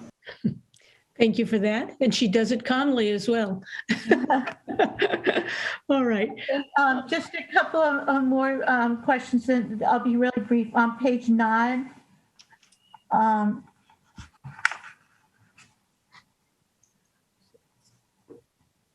okay, I didn't see Giroux on this page. Right. You didn't, that's really? Oh, it's because Giroux is getting CPA funds only and not, and these are ones that are getting some variation of money, but that's a good catch and should be added. So we will add it just because it'll show the funding source for this year. So thank you. And my last question is page 19. You might know this anyway. The total for White Pond was 1.9 million. Yes. And I had the impression that the project was significantly more than that, but maybe this doesn't include everything. So we cut a lot, if you recall. One of the things that we had talked about was having those picnic groves up the top, and we had some shade structures. And really, when we went through the process, it seemed like it was a less is more. And so there was some cost savings. We did shift some of that money to a pretty bold reforestation, but we were able to have some savings realized. So that's it. What it doesn't include is the things that I talked about that might be site amenities for future years. For example, a raft. I know that, floating and kind of things like that. But this includes everything that we talked about for stormwater management and ADA, and keeping the existing restroom trailer and not having a permanent restroom there. All right. Any other questions from the select board? Okay, thank you very much, Kate, and thank you, Carrie, for all the definition here, and the town manager. Do you need a vote to approve the budget? I think that vote comes when we put together the warrant. Okay. Well, I think we'll conclude there, okay, with that. And there's no committee nominations right now. Committee liaison reports. Again, if you've got some time-sensitive information, given the amount of time we've been at this, report that out. Otherwise, maybe we can hold the rest till the next meeting. Linda? Yes, Jane. I just wanted to check in on the pollinator committee and what we were doing with that. I had thought maybe we were going to be reinstituting the committee at this select board meeting. I know that you and Mark have been in touch, and Yeah, so I guess at the last meeting, I sort of made you the point person on that to work with Mark in terms of looking at the charge, in terms of needing it to be extended and bringing it back to the select board. It's not, I don't mean the charge. I mean the committee. I mean the committee's charge Yes. versus. It expired. Yeah. Oh, I know that. Okay, then I misunderstood because I know he's spoken to you and I. Yeah, no, that's how I left it at the last meeting. Sorry if it wasn't clear, Jane.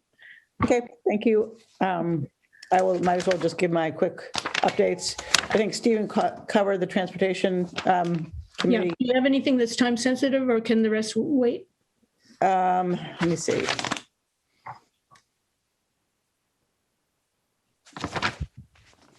Nope, that's enough. Okay, thank you. Anyone else who has time sensitive report? I'll just comment that I did go to the CHCD meeting and they voted to send a letter of support asking for affordable housing appropriation. I don't think we've seen it yet, but that's the only thing I can think of that would be time sensitive. Matt, did you have anything? I can't see you right now. I just wanted to say the ZBA approved the special permit application at 18 Windmill Hill Road. So, near the cemetery. That's one that's been discussed for quite some time. And then there was very extensive discussion of the Concord Country Club's kind of retrospective permit application for the work that they were doing. So that has still future steps to go, including a site visit. So just people should be aware of those bigger items. Okay, thank you very much. I just would quickly throw in there that is still a hot button at the NRC. All right, thank you. Okay, any questions from the public or comments from the public? I see one hand here. Linda? Susan, are you asking for? Yeah, because you kind of jumped over miscellaneous correspondence, and I just wanted to point out two documents that were lately introduced into our packet, which I think are really important. It deserves some discussion, and one is very time sensitive. It's the one from Louis Salome about the construction manager, the methodology that is going to be voted on at Thursday's middle school committee meeting, or expected to be middle school building committee meeting, regarding the construction manager at risk versus design bid build. Yeah, and I didn't report on that because the committee indeed did not meet last week. But yes, that is a hot issue right now. And also, we are finding a member with specific construction industry expertise to join the committee as the charge outlines. And we do have a green card in that area. I just wanted to make a couple comments about that. It seems like, well, it's a very persuasive argument that Mr. Salome puts forward, and one of the compelling things to me was in the legislation that there is under the construction manager at risk, there's a specific section 7 that says cost plus not to exceed guaranteed maximum price. So, which says to me that there's a maximum built in when you use that methodology. I don't see included in the other. And so I'm concerned about the protection for the town, and what I've heard from a couple of people on the committee about why they didn't choose the construction manager at risk was that it costs more up front. And my question is a little bit broader. If it saves you money later on because you have a maximum, isn't that better than being exposed using the other method? So that's why I think it deserves. Yeah, there were other considerations as well in that decision, and there are a lot of dynamics as well in the marketplace that have changed the proportion of projects that use one model versus the other. And so there had been a pretty robust discussion in the committee previously about these two models. And it's great that we're getting also informed input from others at this stage. And I think it will help make a more robust debate. I'm not an expert in that field, but I do know that, it's not as if we were doing it without consideration. Let's just say that. And I think Don Gorilla has assured me that it is going to be discussed in the upcoming meeting. So. Okay, thank you. And then the other one was the document that was referred to at our last meeting, but we didn't have it, or we got it like 20 minutes before the meeting, and that's just feedback from the dispatch, the head of the dispatchers in Concord about the wreck. And I know that Terry had asked at the February 22nd meeting that we get feedback from dispatchers along with the full report, which we got, and that there be public input. So I just didn't want that to fall off the radar. Well, I would ask to that end that we maybe put a pin in this for future discussion, because we didn't all have this last time. Yeah. And it's a pretty lengthy document, and it certainly makes some, I'd want to have some discussion over the points that are brought up, because it's persuasive by itself. I think we need to be careful there, to be honest with you. That is a inherently labor management document.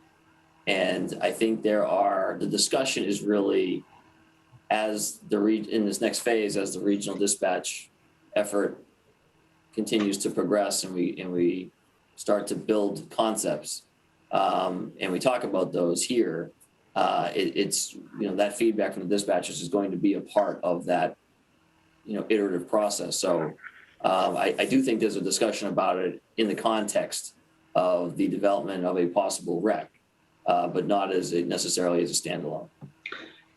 I would also like to raise a point of process that we're not talking about liaison report topics at this point. Perhaps we should open the topic at another meeting or something. Yeah. Right. I thought we were talking about miscellaneous correspondence. Yeah. And Susan, I'm really glad. Okay, I agree. Yeah. But I'm really glad that Susan brought up both of these. I would like to see more discussion in the future on both of these topics. Okay. Very good. I'll just comment that there are a number of other pieces of correspondence in the packet, and typically when they're in the packet, we don't call specific attention to them, but there was specific reasons for attention being called tonight, so that's fine. All right. Any additional public comment?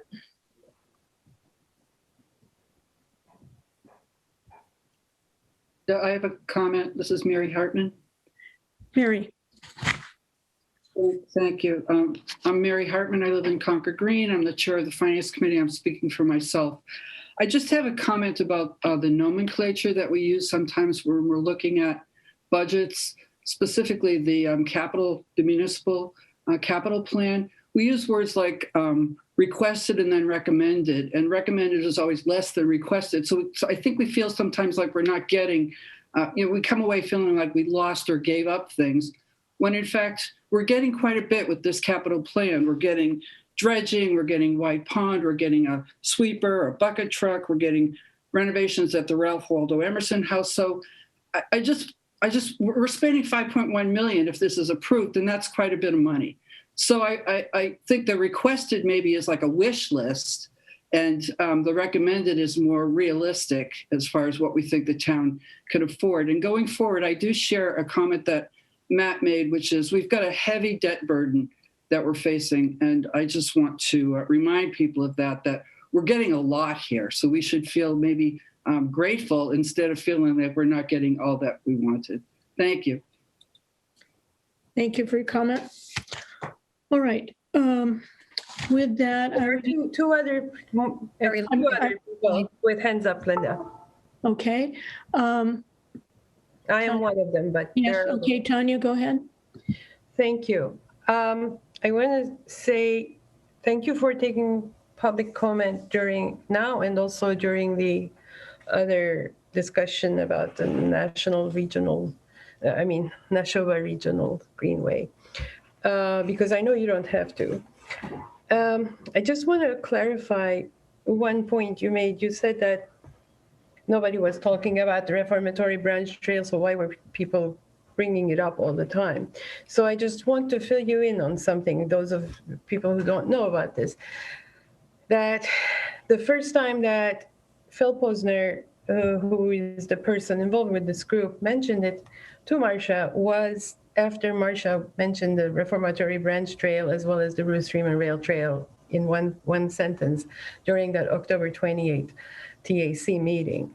And clearly, safety, nobody can argue with safety concerns. Nobody can even argue with bicycling interests. Those are wonderful things. I mean, safety for bicycling itself, those are great. However, there is a rail trails conversion stress in all this regional, and in fact, there is a Rails to Trails group nationally that is advising people. And the reformatory branch trail is very, very much the elephant in the room because no one is going to object to safety concerns or anything, and we don't. So that's important to know. So I'm not even sure whether, I know you said no decision is being made, and I appreciate that, but I'm not even sure if somebody did say, oh, the town manager can designate someone, and if that and if somebody, maybe Marcia, submits a grant application for some, once the grants are applied for, it is kind of too late to take back a proposal. There is no reason that connections have to focus on this or that trail in a town. You know, that's what I'm trying to say. So I just wanted to bring it to your attention that this is not like empty paranoia. It is actually just following things that, of course, you guys are following so many other things. You know, we can't all follow everything. Thanks. But thank you. Thank you for your comment. All right, Sherry Litwack. Sherry Litwack, 1575 Monument Street, and president of the Library Corporation. I just wanted to say that I know that it's been quite a difficult year with the loss of revenue and additional COVID costs, but I just wanted to make sure that everybody does realize that the library expansion is still scheduled, still on time and on budget to be completed at the end of 2021. And in fact, some of it will be, like the new children's library will actually be opening in the fall, probably in September or October. So that's exciting. And one of the positions in particular that isn't being funded is someone to manage the new workshop area, which is going to include makerspace and be a place for clubs to meet. And there'll be, the type Girls Who Code, that type of programming. And we discovered that a space like that, we did field trips, cannot be successful unless you have a staff person facilitating. Otherwise, it just doesn't get used either appropriately or it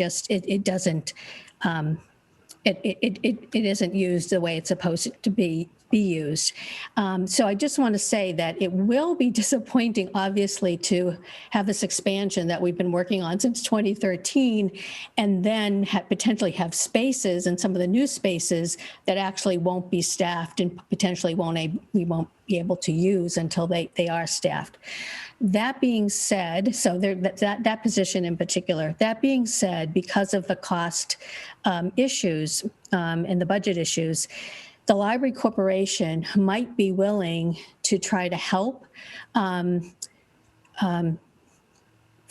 that position temporarily, just so that we wouldn't end up in a situation of a new building opening and not having the staff needed to run an important space. So I'm not making any commitments now, but I just wanted to say that, number one, we think that that particular position is very important. And number two, that we're willing to work with the town to see if there's a way that we could help, as I said, temporarily, with the idea that, in a year or two, the town might be able to fund that position. So I just wanted to let people know. Thank you, Sherry. Thank you. Okay, let's see, Pamela Dritt. Thank you. Pamela Dritt, 13 Concord Green, Unit 4. I want to also encourage this board and everyone on it, and thank you. But when we're thinking of sustainability and budgets, we also need to think of what we ought not to do. And one of the things that I think we ought not to do is make infrastructure investments in gasoline-powered vehicles, whether it's fire engines, whether it's school buses, anything like that. Rather, wait for the electric versions that are coming.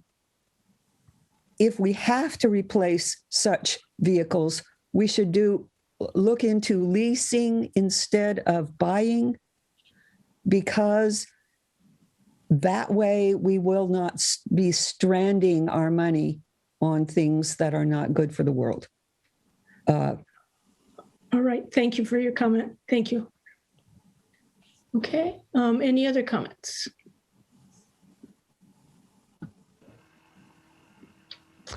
Okay, I think I'm not seeing any further comments, so I'll ask for a motion to adjourn. Move to adjourn. Second, I assume. Second. Ms. Escobedo? Aye. Mr. Johnson? Aye. Ms. Ackerman? Aye. Ms. Hotchkiss? Aye. And myself, aye. That's unanimous. Thank you, everyone. We have had some important discussions this evening. Thank you.